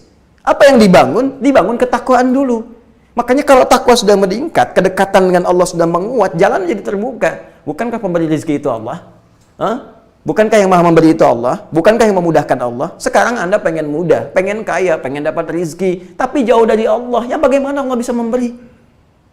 Karena itu sebelum kita menghadirkan kegelisahan, lebih baik kejar dulu ketakwaan. Anda latih dulu penguatan iman. Dalam situasi ini, itu justru diberikan oleh Allah kondisi seperti ini, supaya kita bisa memantapkan salah satunya ini. Kuatkan iman kita, latih ibadah fisik. Ini sudah pengen lompat ke tangga ketiga, yang kedua aja belum maksimal. Anda pengen harta, tahajud aja belum mampu. Anda pengen harta, puasa aja belum maksimal. Anda pengen harta, sekedar baca Quran pun belum sanggup. Gimana cara berpikirnya? Anda kan kalau mau naik tangga, Anda kan naik ke tangga 1, tangga 2, baru tangga 3. Naik langsung ke tangga 3, kaki bisa kram. Kalau tidak bisa melampaui batas-batasnya. Ya, itulah teman-teman sekalian, daripada otaknya kram, ya kram kaki masih diluruskan, otak kram bahaya. Hati kram, itu yang luar biasa. Tidak mudah mengatasinya. Karena itu, dalam kondisi-kondisi seperti sekarang, Anda kembalikan ke sini, kuatkan iman kita kepada Allah. Belajar turunan iman. Ya, pondasinya dikuatkan. Iman itu kan standarnya, itu kan ada 6, ya kan? Dikenal dengan rukun iman. Tafsirnya di hadis Nabi. Sekarang kitabnya banyak, tinggal klik keluar hadis Al-Bukhari. Ya, kitab yang kedua setelah Badul Wahyi, Kitabul Iman, 57 hadis. Dalami dulu. Khususnya iman terhadap qada dan qadar, ya. Setelah iman kepada Allah, iman kepada malaikat, kitab, rasul, hari akhirat, qada dan qadar. Di antara qadar itu turunannya rizki, ya kan? Walladzi qaddara fahada, diberikan ukuran rizkinya cukup, ya. Wa amma idza mabtalahu faqadara alaihi rizqa. Faqadara alaihi, dicukupkan oleh Allah. Kalau setiap manusia belajar satu ayat ini saja, lapang hidupnya. Allah itu maha sayang. Maha sayang. Tak mungkin menistakan hambanya. Allah itu maha memudahkan, tak mungkin menyulitkan hambanya. Jadi kata Allah, saya nggak pernah ngurangi rezeki hamba saya. Yang ada saya cukupkan. Cuman manusia kadang nggak pernah merasa cukup. Karena nggak merasa cukup itu selalu sifat fakir hadir dalam jiwanya. Jadi kalau kita mengerti bahwa Allah mencukupkan rezeki, kemudian kita maksimalkan dengan ibadah fisik, tuh kalau sudah lapang hatinya, baru Allah kasih. Maka orang kalau sudah punya ilmunya, diberi apapun akan dikeluarkan sesuai ilmu. Maka semua yang keluar jadi manfaat dalam kehidupannya. Paham? Baik, sudah kita kembalikan bagian terakhir di sini. Karena itu, orang-orang dulu berusaha mengejar amalan lewat hartanya, bukan hanya sekedar terfikir seperti orang sekarang, mengupdate status secara sosial, menjadi lebih tinggi, jadi lebih kaya, lantas pamer. Tuh lihat tuh, kalau iman ini tipis, goalnya nggak sama. Coba buat tunjukkan pada orang, update status, tunjukin foto, bikin konten video, macam-macam dan sebagainya. Ya. Tapi kan itu hak saya, silahkan. Itu hak Anda. Semua orang bisa melakukan apapun sesuai yang dia inginkan. Silahkan bebas. Tapi satu saat kita bertugas untuk mengingatkan, semua akan dihisab di hadapan Allah Subhanahu wa Ta'ala. Jadi tugas kita itu indah lah ya, sama-sama saling mengingatkan. Tidak perlu saling mencela. Ya, tidak perlu saling menghinakan. Cuma kita berikan jalan keluar, disampaikan inilah seperti ini begini, informasinya seperti ini, nanti muaranya begini. Anda mau ikut silahkan, tidak jika pilihan. Fadzakir innama anta mudzakir lasta alaihim bimusaitir. Muhammad SAW kata Allah, ingatkan, tugasmu mengingatkan, gak harus paksa orang. Indah sekali. Oke. Nah, ini poinnya.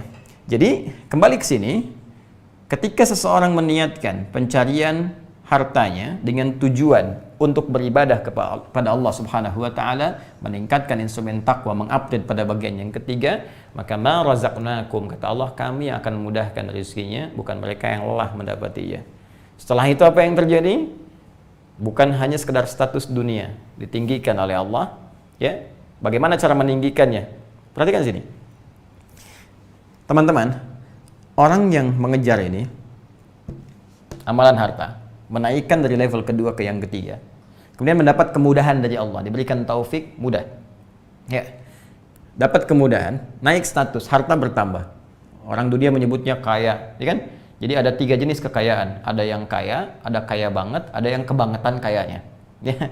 Ada yang kaya, ada yang kaya banget, ada yang kebangetan kayanya, ya. Jadi ini kadang-kadang kalaupun sudah sampai ke level ketiga, kebangetan kayaknya, tuh ya, ke ta'lim pakai Ferrari, ke masjid pakai Lamborghini gitu kan, Masya Allah, jalan biasa. Tapi karena cara mendapatkannya benar, maka goalnya pun benar, outputnya benar. Apa yang dia lakukan? Dia mengamalkan Quran surah ke-28 ayat 77. Wabtaghi fima atakallahu daral akhirah wa la tansa nasibaka minad dunya. Ya, silakan cari kemuliaan akhirat yang bisa engkau dapatkan dengan harta yang Allah titipkan kepadamu. Tapi jangan lupakan duniamu. Maka dia cukupkan dunianya dulu. Ya, rumah dia cukupkan, ada ruang sholat, ruang makan, ruang ibadah, ruang segalanya, untuk anak-anak sekolah, untuk istri, untuk segalanya. Sudah cukup, tabungan cukup, maka dia menilai lebihnya itu titipan Allah untuk amalan yang ketiga ini. Begitu cara ngukurnya. Anda dapat gaji misalnya 50 juta, kebutuhan rumah tangga dengan segala diukur, ya, dengan tabungan, dengan segalanya 30 juta, sudah selesai ini, tuntas. Maka yang 20 jutanya itu titipan dari Allah untuk mengejar kemuliaan akhirat Anda. Begitu cara berpikirnya. Nah, kalau benar seperti ini, itu Allah akan mudahkan. Cara dapat hartanya mudah, cara bekerjanya mudah, tidak lelah dia, dan goalnya harus benar. Begitu ini benar, keluarnya teman-teman sekalian, jadi manfaat. Makanya orang-orang Islam yang kaya, kekayaannya jadi berkah, jadi manfaat. Ketika menjadi manfaat, apa yang Allah berikan saat di kemudian hari? Perhatikan baik-baik. Ini akan sangat berbeda dengan orang-orang yang tidak kuat imannya.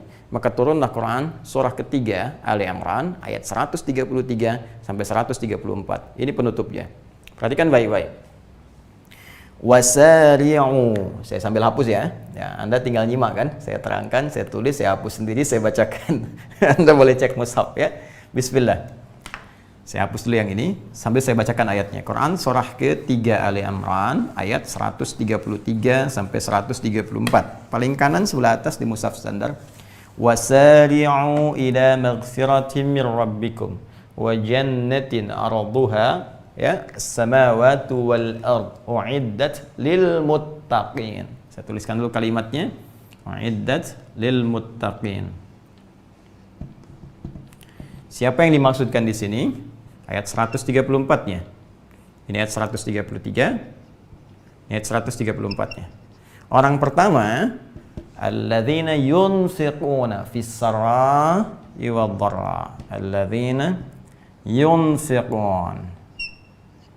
yunfiquna fis sarai wad dharra wal kadhimin al-ghaidha, dan seterusnya ayat.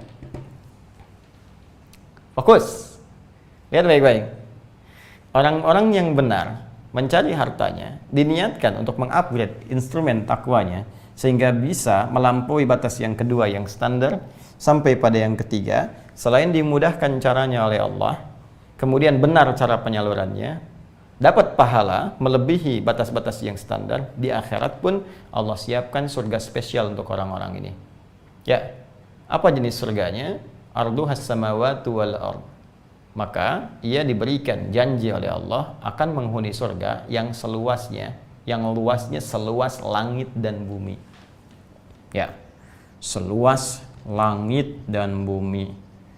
Allahu Akbar, komplek tinggalnya di surga seluas langit dan bumi. Ayo coba yang sekarang memperluas lahannya, seluas apa Anda di dunia punya lahan? Apa fasilitas yang Anda sering banggakan? Silakan, ada nggak yang punya di bumi saja? Ada yang punya rumah seluas bumi? Nggak ada. Orang paling kaya di dunia rumahnya seluas apa coba? Ya, coba cek sekarang orang paling kaya hartanya 1.500 triliun. Ya, BG itu, Bill Gates misalnya.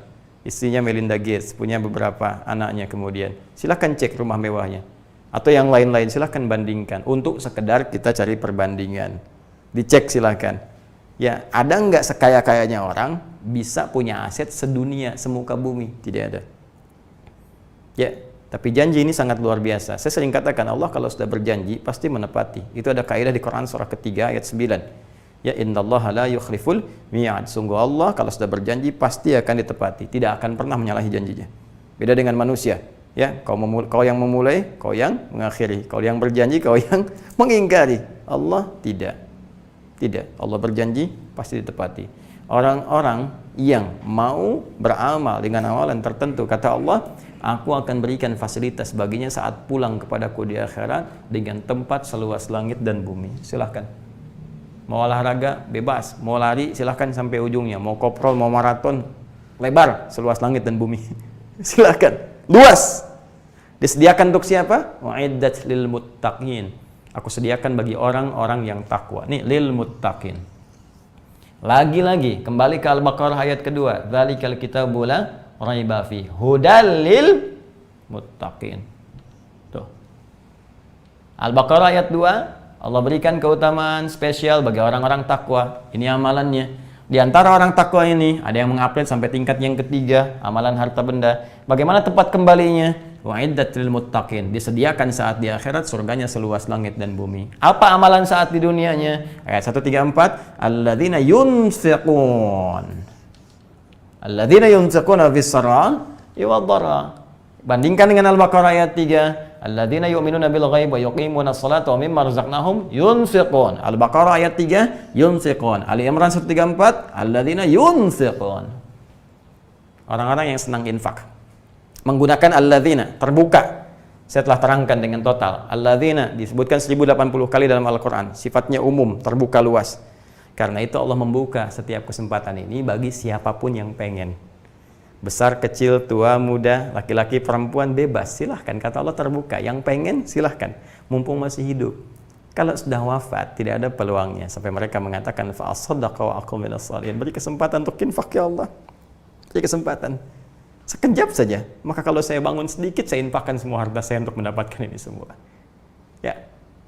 Karena itu mumpung masih ada kesempatan, ukur diri kita dengan ukuran-ukuran standar tadi. Dengan cara yang benar. Jangan sembarangan. Tiba-tiba setelah kajian ini semua diinfakkan. Anda nggak dapat apa-apa, tidak. Ada standar yang benar. Makanya belajar dengan tertib, dengan baik, dengan terukur supaya benar cara mengerjakan ya amalan-amalan ibadah kita. Kembali ke sini, fisarra'i wad dharra, baik dalam keadaan lapang ataupun sempit. Dalam keadaan lapang, penghasilan masih bagus, sebelum pandemi masih cukup banyak bisa berbagi, ya, sebulan bisa 10 juta.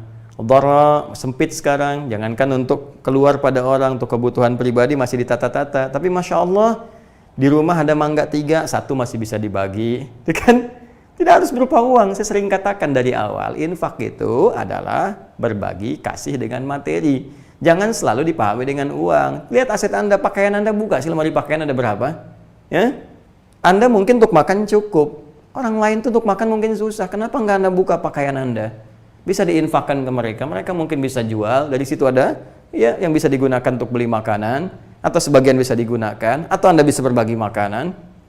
Ya, saya sering katakan, ingat, Allah menitipkan pada kita peluang banyak untuk beramal. Mumpung belum ditukar. Belum dipindahkan tugas amalan itu. Anda, saya, misalnya, kita bertugas nih. Ya, lalu dititipkan. Nih, saya tugaskan kamu dari pimpinan kita. 100 juta tolong bagikan. Ya, 20 juta untuk kamu, 80 juta sebarkan. Anda cuma pakai 20 juta, tapi tahan-tahan yang 80 juta. Ketahuan oleh pimpinan Anda selama setahun nggak pernah dibagikan. Ya kan ditarik. Sini, saya ambil lagi yang 80 juta. Saya pindahkan pada yang lain. Kamu kerjakan tugasnya. Sama persis. Anda jangan mengupdate status sebagai orang kaya, orang paling hebat, ingin tampil di mana-mana. Itu cuma ujian. Ketika Anda tidak lulus menggunakan ujian itu dan merasa itu menjadi sebagai hasil pribadi, capaian pribadi, boleh jadi tugas itu akan ditukar oleh orang lain. Ya, boleh jadi tugas itu akan ditukar oleh Allah dengan orang lain. Dipindahkan pada orang lain untuk beramal. Ya, atau bahkan Anda diwafatkan selesai kemudian urusan dunia Anda dan berpindah tugaslah itu kepada mungkin anak keturunan Anda atau orang lain, atau mengalami situasi yang tidak benar, Anda hebat ahli manajemen, tiba-tiba habis semua harta Anda meninggal, tukar pada keturunan nggak punya kemampuan, habis aset, pindah ke orang lain. Bisa terjadi ya, karena itu hidup yang seimbang. Jadi kaya itu harus ya, dan riwayat menyebutkan Nabi itu biasa saja melihat kekayaan, nggak khawatir. Kaya dipandang biasa. Jadi bagi orang Islam, kaya itu biasa. Yang Nabi khawatirkan adalah orang Islam yang tidak mampu memanage kekayaannya. Jadi nggak usah bangga, karena di Islam itu kaya itu dianggap biasa. Sama aja dengan yang lain, itu jadi passion untuk meraih akhirat. Ya, kita bagi orang beriman, capaiannya akhirat. Dan Allah berikan banyak peluang. Tinggal kita milih passionnya mau di mana. Anda yang sampai malam Jumat ini belum memilih, tinggal pilih. Ada bentangannya, ada 4-5. 1, bisa lewat ilmu. Karena itu Anda silahkan belajar. Cari surga dengan itu, niatkan untuk ibadah, toh wafat juga pada akhirnya. Ada yang dengan kedudukan, jabatan, ya mumpung punya kedudukan, bikin polisi kebijakan-kebijakan yang baik, jangan menyimpang, ya tanda tangan di situ, kejujuran, tulis suratkan tanda tangan, ya semua harus punya integritas. Begitu tanda tangan menyebar, semua orang jujur, Anda dapat pahalanya. Ya pada waktunya sholat, semua sholat, ya tanda tangan oleh Anda. Cuman modal tanda tangan doang. Jangan harapkan semua mengerjakan, itu urusan Allah untuk memberikan taufik. Yang penting Anda beramal. Begitu Anda kerjakan, dari 100 karyawan, 10 orang sholat. Dengan melihat tanda tangan Anda, dapat pahalanya. Mumpung belum ditukar, toh besok mungkin pensiun, mungkin berganti, ya kan? Ada lagi yang harta, Anda cari lewat harta. Jadi yang harta sama dengan ilmu. Harta sama dengan kedudukan, yang beda itu cuma niatnya saja. Yang keempat, bahkan tenaga.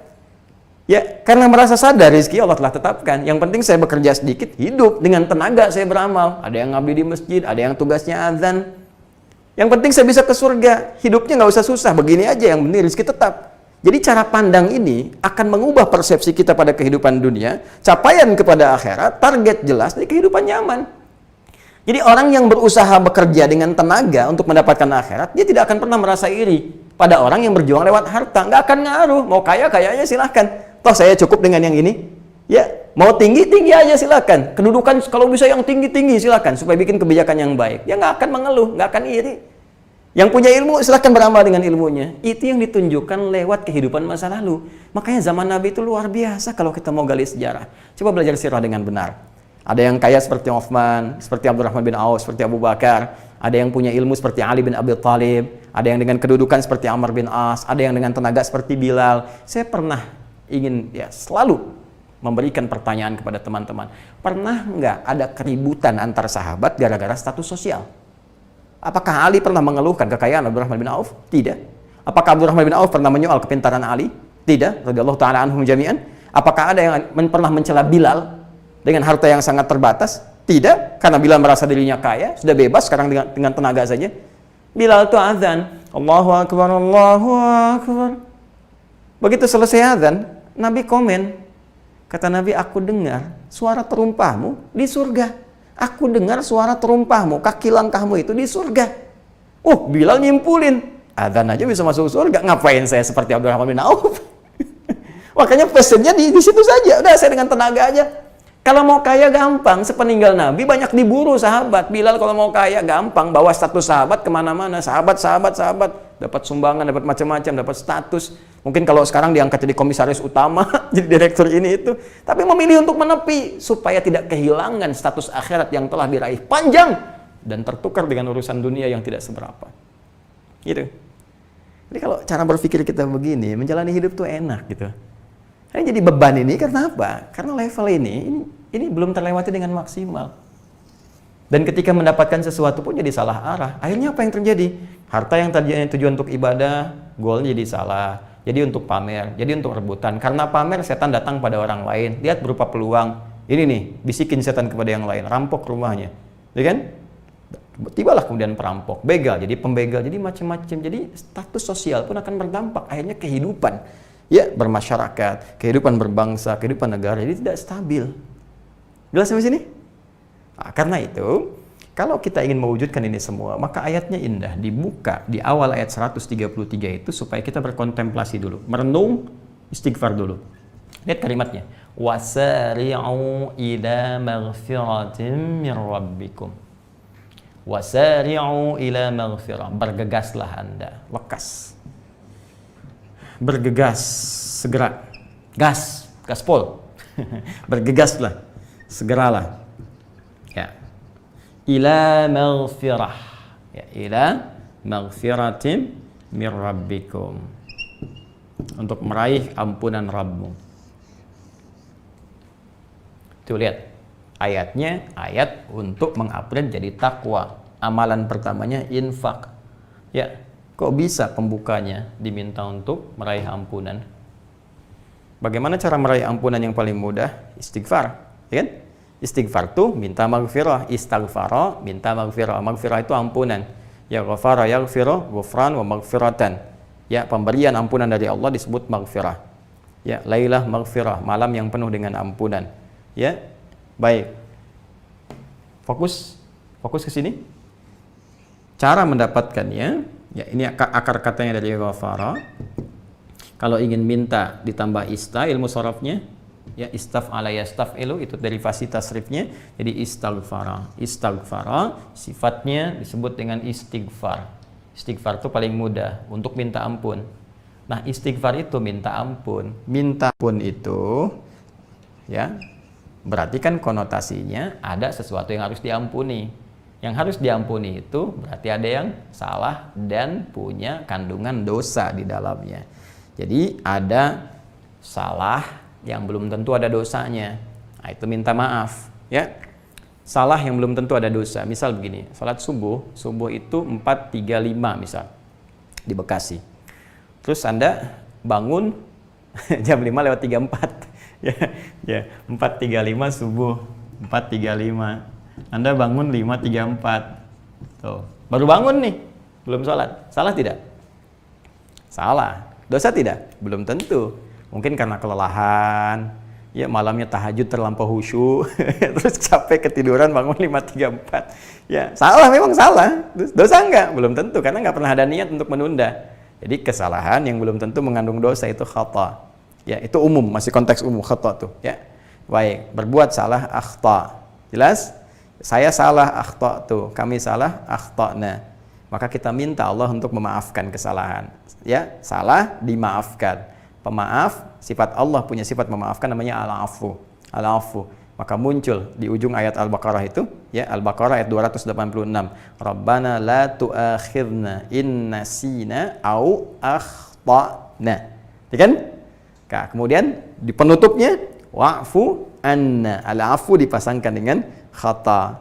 Ya, tapi kalau kesalahan itu mengandung unsur dosa, sudah naik jadi dzambun namanya. Ya, dzambun. Dzal nun ba. Ya, dzal nun ba, ini dzambun. Satu kali salah. Misal Allahu Akbar tadi bangun jam 5:34, tapi malamnya habis begadang, habis nonton bola, ya kan? Terus ya memang sengaja tidur, habis itu ketinggalan sholat subuh, bangun kesiangan, jelas salah dan dosa. Maka redaksinya berubah menjadi dzambun. Allah tidak ingin ada hamba pulang dengan dosa. Kamu ini lahir bersih, suci, mulus, bersih, kok pulang-pulang kotor. Karena itu saking rahmannya Allah kepada kita. Allahu Akbar, kalau kita ngaji itu al-asmaul husna dengan benar, semakin cinta kita sama Allah, semakin malu kita, semakin sadar bahwa diri kita itu luar biasa. Ya, banyak kesalahannya, banyak tidak menempatnya, banyak tak tahu malunya, banyak tak tahu dirinya. Allahu Akbar, Allahu Akfir lana ya Allah. Mudah-mudahan Allah ampuni kita. Ya, jadi saking sayangnya Allah kepada kita, ini kurang apa lagi? Ya, satu kali dosa pun jangan sampai pulang, sampai Allah kemudian menurunkan sifatnya untuk mengampuni satu dosa. Ya, satu kesalahan mengandung dosa, dzambun. Allah turunkan sifat untuk mengampuni. Mengampuni ghafara. Isim fa'ilnya ghafir. Ya. Maka teman-teman surah ke-40 itu dengan namanya surah Ghafir Al-Mu'min. Ayat 3, ghafiridz dzambi dipasangkan dengan ini. Ghafiridz dzambi wa qabilit taubi. Kata Allah, aku penerima taubat. Kalau pengen balik, kalian balik, jangan sampai bawa kotoran. Aku ampuni walaupun kau baru bawa dosa kecil, aku tetap akan hilangkan supaya engkau pulang dalam keadaan bersih. Ya. Tapi kalau dosanya banyak, sudah sengaja tidur, terus ngajak orang lain juga. Jangan lu ke masjid deh, kita nonton aja, ngajak orang, maka berubah jadi dzunubun. Dzunub. Ini. Allahu Akbar. Bertambah dosanya. Maka Allah pun tetap menyayangi kita. Dinaikkan sifatnya dari ghafir jadi ghaffar. Ghaffarun jadi mubalaghah superlatif. Ghaffar. Quran surah Nuh ayat 10 itu. Faqultu astaghfiru rabbakum innahu kana ghaffara. Nabi Nuh mengatakan, ayo aku mohonkan ampun kepada Allah. Kalian dah banyak dosanya, tapi Allah punya sifat yang berlipat untuk mengampuni. Innahu kana ghaffara. Makin banyak lagi, udah enggak sholat, mencela orang lain yang sholat. Allah tetap turunkan sifatnya yang ketiga, namanya Ghafur. Ghafurur Rahim. Karena sifat sayangnya Rahim yang tanpa batas untuk urusan akhirat, maka aku akan ampuni sepanjang mereka mau bertobat. Ghafur. Kalau kita meminta semuanya itu, baik itu sifat ghafirnya, ghafurnya, maka rubah derivasi sorofnya di ilmu sorof, ya, dengan menggunakan kata istaghfara yastaghfiru. Istighfar minta ampun untuk mendapatkan ampunan. Ampunan yang disebut maghfirah. Jangan-jangan selama ini dititipkan harta salah mengelolanya, minta ampun. Jangan-jangan selama ini dikasih fisik salah menggunakan fisiknya. Mata untuk melihat yang baik jadi lihat yang buruk, telinga mendengar yang baik jadi dengar yang buruk, kaki melangkah pada yang baik digunakan pada yang buruk. Salah, minta ampun. Jangan-jangan imannya nggak bersih selama ini, ria, sholat ria, infak ria, ceramah ria. Bisa jadi, jangan dikira Ustadz selamat, belum tentu. Ya, belum tentu. Makanya saya juga mohon doakan sekali. Doakan supaya benar menata hati, benar cara menyampaikan. Ya, karena tidak mudah untuk berdakwah, apalagi dalam situasi seperti sekarang. Ya, dulu Nabi mengingatkan ada orang-orang berdakwah hanya mencari popularitas. Orang bertanya apa maksudnya gitu kan? Orang dulu menafsirkan banyak jamaah, sekarang baru ketahuan. Popularitas lewat media sosial, hanya pengen nambah subscriber. Ya, lomba-lomba bikin konten, bikin ini supaya banyak yang nyimak, supaya naikin subscriber, kan jadi dunia akhirnya. Karena itu mohon didoakan supaya kita benar, semua kru juga benar, ya, arahnya benar, kemudian banyak kontemplasi, banyak merenung, banyak ingat akhirat dan sebagainya. Maka apa yang disampaikan itu akan menghunjam ke jiwa, ke dalam hati, bukan sekedar jadi berita, informasi yang sampai ke akal lantas hilang, tidak menjadi amalan, itu tidak kita inginkan. Ya, karena itu saling mendoakan, doakan ustaz-ustaz, semua ustaz doakan tanpa kecuali. Ya, diberikan petunjuk oleh Allah, disayang oleh Allah, diikhlaskan hatinya dan sebagainya, dan dibeningkan dalam setiap apa yang menjadi uraian dan paparannya. Kembali ke sini teman-teman sekalian. Nah, ini maghfirah. Jadi sebelum kita memulai untuk amalan ini, karena ini amalan puncak nih, dalam konteks mengupgrade ke sini. Nah, kita belum bicara yang lainnya. Di antara amalan hati, fisik, harta menempati posisi tinggi. Ya, setelah ini. Dengan dasarnya ini. Nah, karena ini berada di tingkat yang tinggi, maka Allah menginginkan kita mengoreksi diri dulu, benarkan dulu semuanya. Caranya, orientasi dan sebagainya. Istighfar dulu. Jangan-jangan selama ini salah langkah, salah tujuan, salah niat. Maka kejar maghfirah dulu. Minta ampun dulu, istighfar dulu. Wasari'u ila maghfirah. Dan kalimatnya menggunakan sara'a. Sara'a. Sebetulnya saya mau terangkan di serupa, tapi tak sama. Tapi malam ini penting saya bahas karena belum tentu kita hidup sampai keterangan berikutnya, gitu kan? Ya, perhatikan. Sering diterjemahkan serupa. Ya, sara'a dengan kata sa'a. Coba Anda bandingkan dengan Quran surah ke-62 Al-Jumu'ah. Ya, Quran surah Al-Jumu'ah. Mohon izin saya hapus dulu. Bismillah.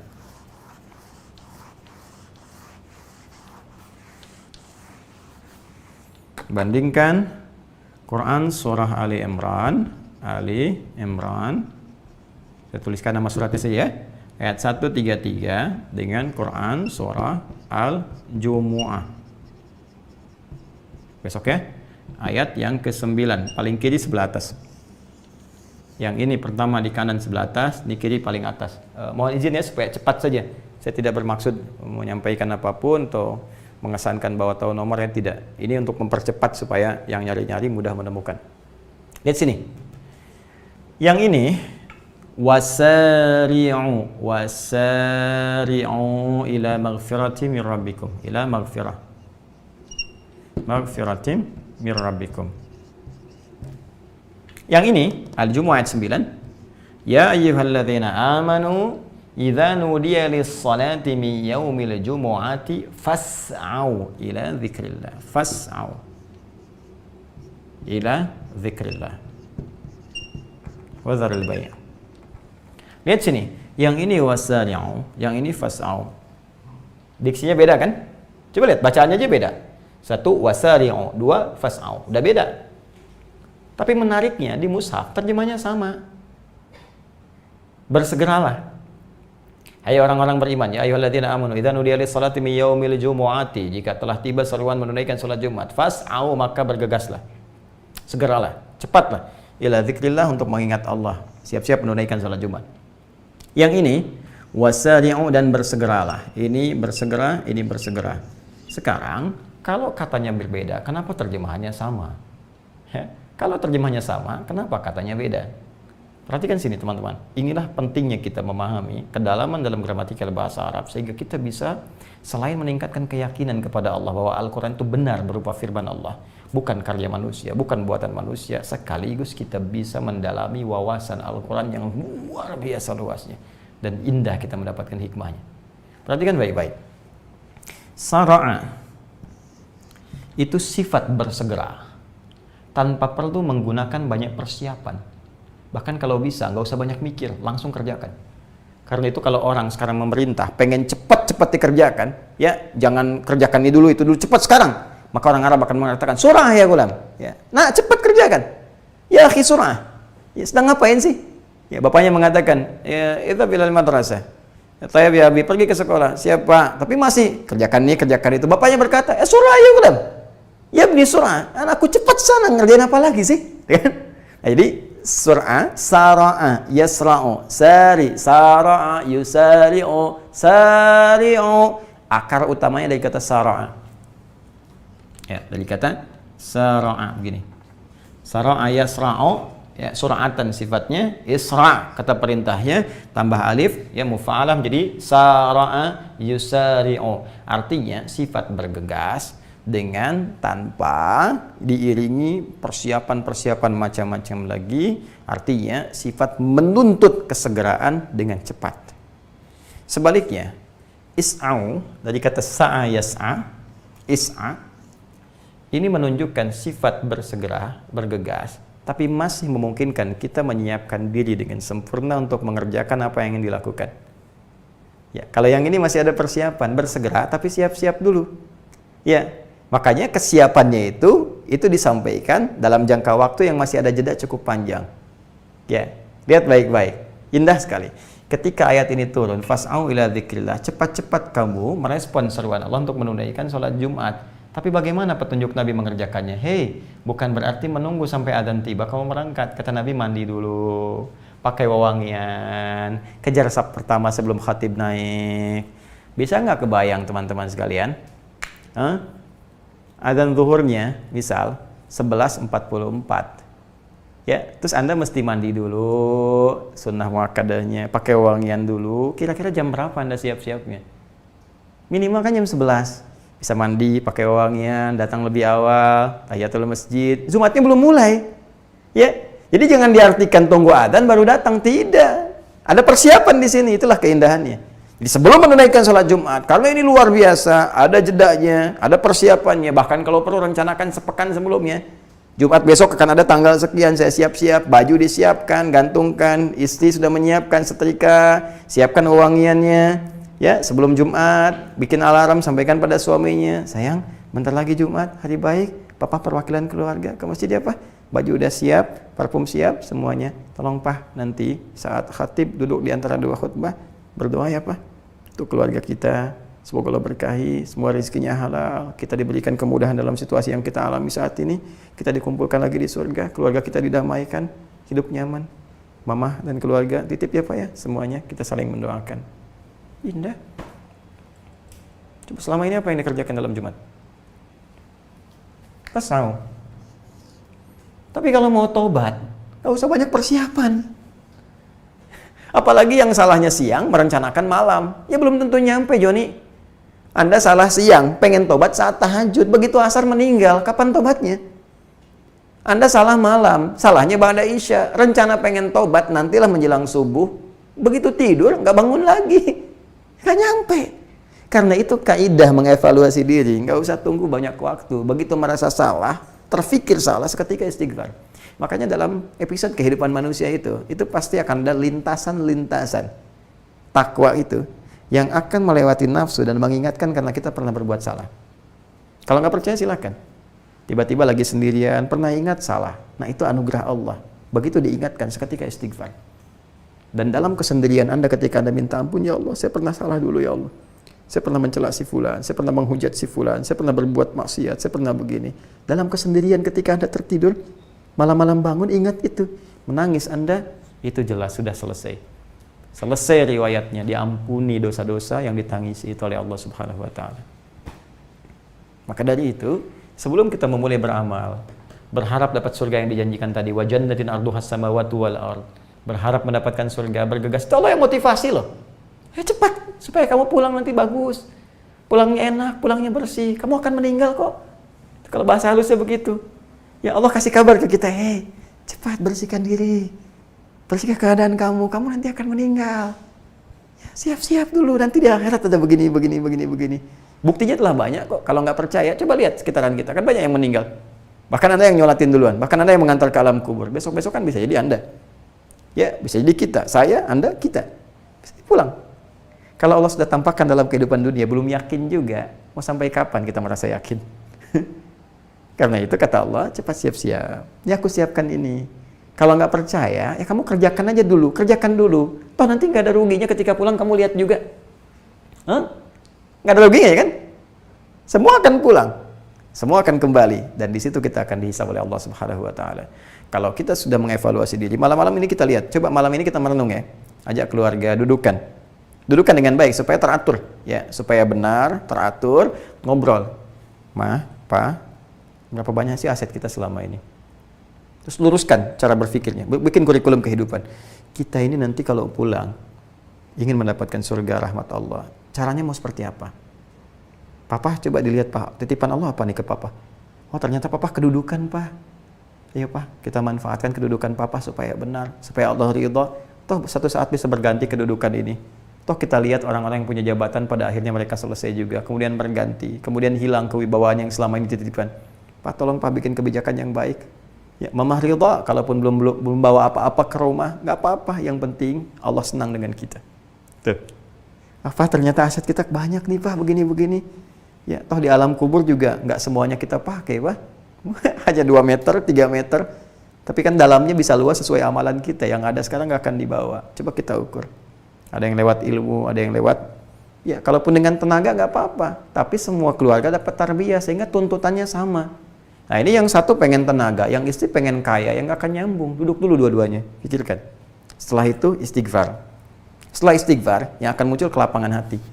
Begitu hati telah lapang, nanti Allah berikan taufik. Dari taufik itulah ada bimbingan untuk menata jalan kehidupan lebih baik. Begitu caranya. Jelas ya? Nah, jadi ini di puncak ayat yang ketiga, wa mimma razaqnahum yunfiqun. Dengan infak itu nanti menjadi instrumen takwanya meningkat pada bagian yang ketiga. Kemudian janji pahalanya pun meningkat. Setelah itu pemberian akhiratnya pun tidak sama dengan yang biasa-biasa.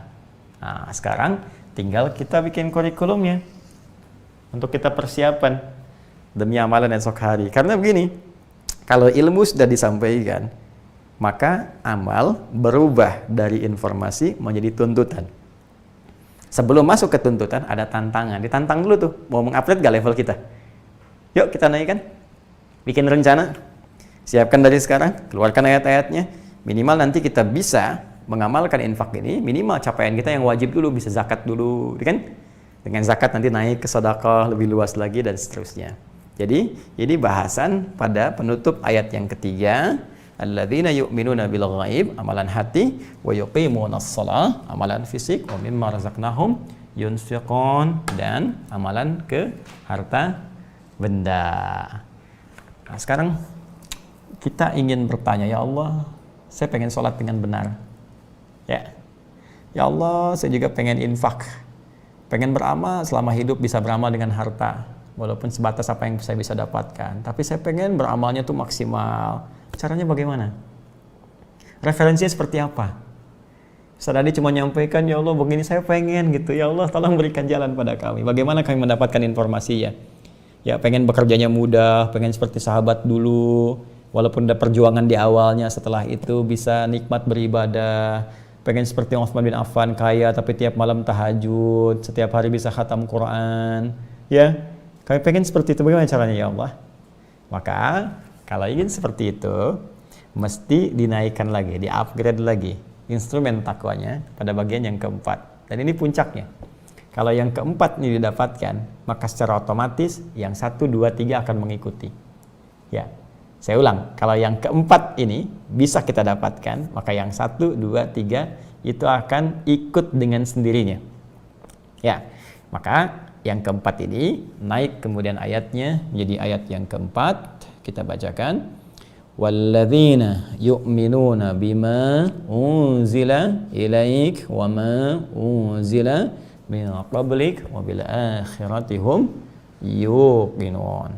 Bagian yang keempat, orang-orang yang bisa mengupgrade nilai takwanya menjadi orang yang bertakwa dalam pandangan Allah, termasuk kalangan spesial yang dapat keutamaan istimewa adalah walladzina yu'minuna bima unzila ilaik, adalah mereka orang-orang yang terbuka kesempatannya, lelaki, perempuan, tua, muda, semua bisa masuk dalam level yang keempat itu. Syaratnya yu'minuna bima unzila ilaik, mereka meyakini dan mau mengamalkan semua yang kami turunkan kepada Muhammad sallallahu alaihi wasallam, ya, wa ma unzila min qablik. Demikian pula mereka meyakini seperti Allah telah menurunkan pada nabi-nabi sebelumnya pedoman-pedoman yang telah diturunkan kepada mereka semua. Maksudnya apa? Maksudnya kita diminta melihat, hey, orang-orang dulu yang sukses bahkan sebelum Nabi Muhammad SAW, mereka semua mendapat petunjuk dari Allah Subhanahu wa taala. Allah yang bimbing mereka lewat nabi-nabinya, Allah yang bimbing mereka lewat rasul-rasulnya, Allah yang bimbing mereka lewat petunjuk-petunjuk Allah. Kalau kamu yakin dengan kesuksesan mereka, maka aku pun turunkan kepada Nabi Muhammad SAW pedoman-pedoman yang bisa membuat engkau lebih dekat dengan Allah, sukses dalam hidupmu. Cuma syaratnya yakini semua pedoman itu dan amalkan semua tuntunan yang dibawa oleh Rasulullah SAW. Wabil akhirati hum yuqinun, dan yakin terhadap ketentuan dan hukum akhirat yang nanti suatu saat kamu akan dapatkan itu semua. Sekarang pertanyaannya, apa yang Allah turunkan kepada Rasulullah SAW sebagai pedoman kita untuk mengupdate takwa pada level yang keempat ini, sehingga dengan level itu 1, 2, 3 akan ikut, ya. Kemudian apa contoh-contoh di masa lalu yang kita yakini menjadi informasi bagi kita saat ini. Jangan salah menerjemahkan. Nanti kita akan bahas. Jangan salah menyimpulkan. Kalau Anda simpulkan keliru, bisa jadi paham yang salah.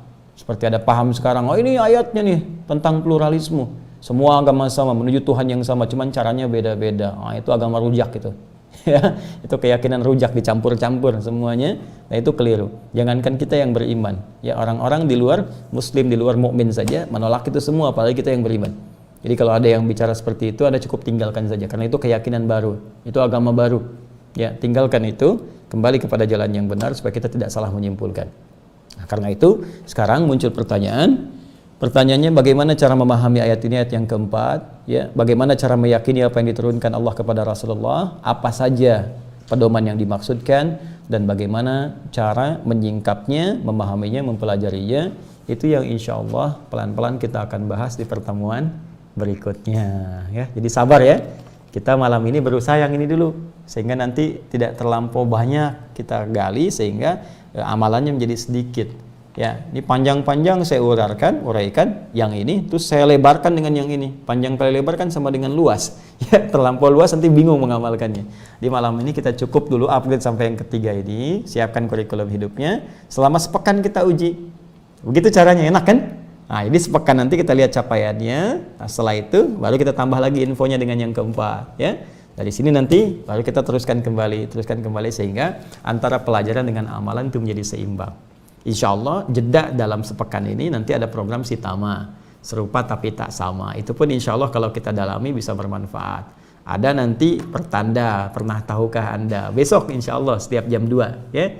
Setiap jam 2 siang nanti akan ada hal-hal inspiratif, bisa berupa kisah, bisa berupa nanti nilai-nilai, bisa berupa hikmah di balik perintah atau rahasia di balik larangan yang mungkin hanya 5 menit saja, ya, kita bisa simak, tapi itu bisa membawa 50 tahun kehidupan kita ke depan bila kita merumuskan dengan cara yang lebih baik.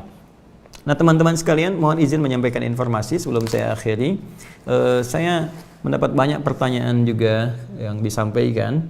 Ada beberapa hal tentunya. Pertama, bagaimana ingin bertanya kepada Ustaz Adi, ya, seperti apa tentunya banyak ustadz-ustadz, kiai-kiai, ya habaib, ulama-ulama kita yang bisa jadikan referensi, dan insya Allah mereka bisa lebih baik daripada saya. Jadi jangan hanya bergantung kepada saya, menunggu-menunggu. Kalau memang ada ustadz-ustadz lain, bisa jadikan referensi. Tapi kalau Anda misalnya memang ada yang diyakini bisa berbagi, saya bisa berbagi di situ, silahkan disampaikan.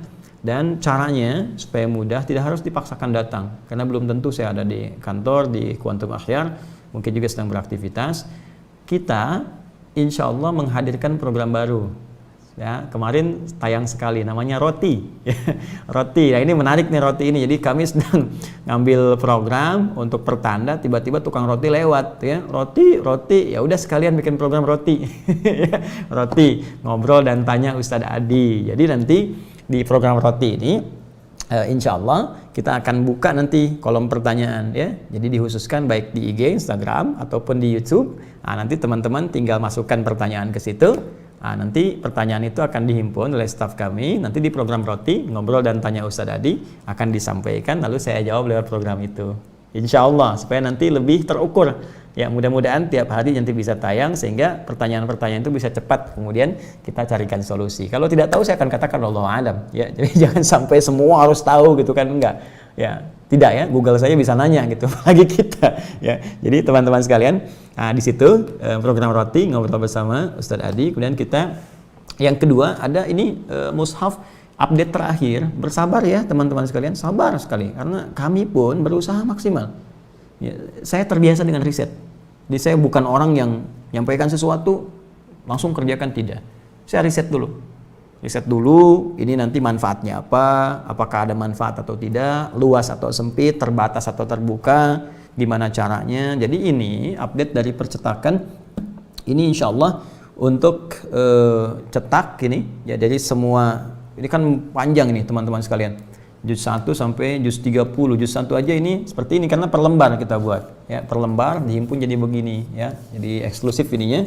Ini kalau diangkat beratnya bisa 5 kilo. Tapi kalau udah masuk ke dalam hati kita, wah gampang dibawa kemana-mana insya Allah. Nah, ini santai nanti ya. Nah, ini sudah jadi nih cetaknya sampai juz 30.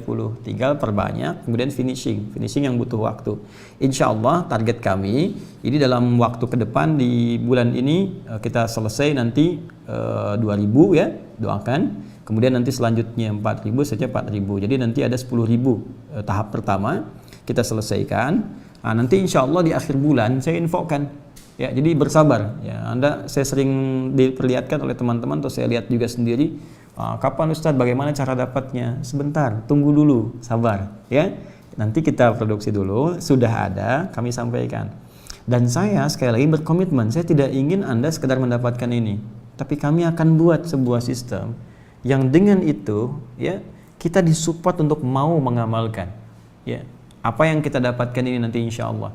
Maksudnya apa? Saya akan bikin sistem yang memaksa kita itu menghafal, bukan sekedar jadi koleksi. Saya nggak pengen jadi koleksi. Ini bukan untuk koleksi ya, bukan untuk koleksi, tapi untuk bekal akhirat kita supaya bisa dibawa pulang.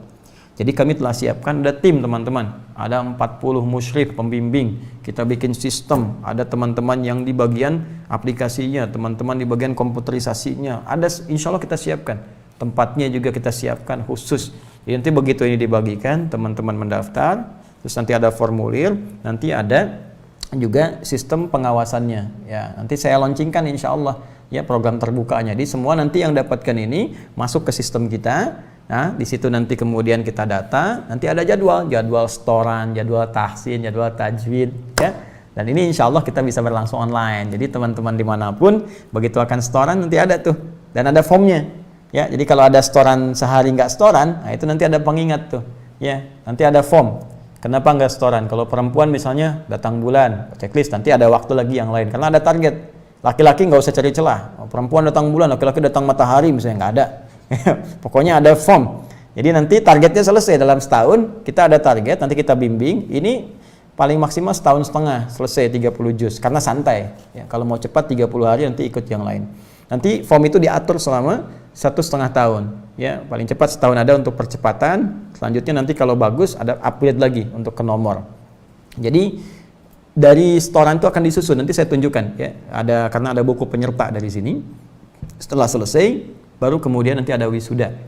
Ya insya Allah dan semua insya Allah dapat sertifikat, dapat ijazah, dan mudah-mudahan Allah ridha, itu saja. Jadi bersabar, akhir bulan, paling cepat pekan depan, dalam Aqsa yang pekan depan, Al-Quran Sunnah Solution, saya infokan ya bagaimana cara mendapatkannya, bagaimana cara mengambilnya, seperti apa polanya, dan lain sebagainya. Pekan depan kami sampaikan.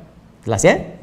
Baik, dan pekan depan pula, catat baik-baik, kami akan sampaikan informasi untuk pembukaan program PKU, Pendidikan Kader Ulama. Jadi izinkan saya menyiapkan tempatnya dulu, ya insya Allah sebaik yang bisa saya siapkan. Jadi begitu tempat sudah siap, desain sudah siap, sudah ada, nanti programnya akan dibuka dan kami akan sampaikan. Ya, saya kira itu yang bisa diuraikan di kesempatan pada malam hari ini. Semoga Allah mengampuni dosa-dosa kita, memaafkan kesalahan kita, membimbing kita untuk lebih baik daripada hari-hari sebelumnya. Semoga Allah mengangkat segala persoalan-persoalan kehidupan yang kita alami sampai dengan hari ini, memberikan kekuatan pada jiwa kita untuk bersabar, memberikan kemampuan untuk memahami setiap ujian sehingga mampu mendekatkan diri dengan Allah Subhanahu wa taala, memberikan petunjuk kepada seluruh hamba-hamba Allah terutama yang hadir di Indonesia ini, kepada rakyat-rakyat untuk berbuat baik dalam kehidupan, kepada pejabat untuk bersikap adil dalam setiap putusan, ya kepada para pengusaha untuk benar dalam usahanya sehingga negara kita Allah bimbing untuk menuju kemakmuran, kebaikan, kedamaian, ketentraman seperti yang kita harapkan. Saya hanya mengingatkan bahwa bekerja yang benar, bekerja yang tulus, berbuat baiklah, karena suatu saat setiap kita akan berpulang kepada Allah Subhanahu wa taala. Itu yang dapat disampaikan. Mari kita berlomba untuk meningkatkan minimal sunnah-sunnah di malam Jumat sampai esok hari di hari Jumatnya, dan insya Allah mudah-mudahan kita diikhlaskan, dengan itu pahala dilimpahkan kepada kita semua. Allahumma taqabbal minna innaka antas sami'ul alim wa tub alaina innaka antat tawwabur rahim. Allahumma 'allimna ma yanfa'una, 'allimna ma jahilna, waffiqna lin'amala ya Allah ma ta'allamna bih. Ya Allah, ajarkan kami pengetahuan yang bermanfaat, entaskan ketidaktahuan kami, bimbing kami untuk mengamalkan apa yang telah kami pelajari. Allahumma ja'alna min ahlil Qur'an waj'alil Qur'ana sahiban lana fid dunya wa syafi'an lana fil akhirati ya arhamar rahimin. Duhai Allah, mohon jadikan kami termasuk dari ahli Al-Quran. Jadikan Al-Quran sebagai sahabat kami di dunia dan syafaat bagi kami di akhirat saat kami kembali kepadamu ya arhamar rahimin. Allahumma ij'al baqiyata hayatina hayatan thayyibah wa akhira hayatina husnal khatimah. Ya Allah, jika masih tersisa lembaran kehidupan esok hari yang kami jalani, jadikan sisa kehidupan kami lebih baik dari hari sebelumnya. Dan jikalau memang menjadi hari terakhir dalam kehidupan kami, jadikan akhir hidup kami husnul khatimah sebagai persiapan pulang menghadap kepadamu. Allahumma ighfir lana waghfir ya Allah ikhwanana alladhina sabaquna bil iman wa la taj'al fi qulubina ghillan lil ladzina amanu. Ya Allah, kami mohon berikan kami ampunan ya Allah dari semua kesalahan yang kami kerjakan, dan berikan petunjuk kepada kami untuk mengikuti jejak langkah-langkah orang-orang terdahulu yang lebih baik dalam pandangan-Mu ya arhamar rahimin. Hilangkan segala sifat-sifat buruk dalam jiwa kami, sifat iri hati, dengki kepada hamba-hamba-Mu yang lain ya arhamar rahimin. Ya Allah, Allahumma ya arhamar rahimin, Rabbana atina fid dunya hasanah wa fil akhirati hasanah wa qina adzabannar. Anugerahkan kepada kami segala kebaikan di dunia ini, kemuliaan di akhirat nanti, dan jauhkan kami dari segala apapun yang bisa mengundang murka dan neraka-Mu. Bifadlika subhana rabbika rabbil izzati amma yasifun wa salamun alal mursalin wa akhiru da'wana subhanakallahumma wa bihamdika asyhadu an la ilaha illa anta nastaghfiruka wa natubu ilaik walhamdulillahi rabbil alamin. Thumma assalamu alaikum warahmatullahi wabarakatuh.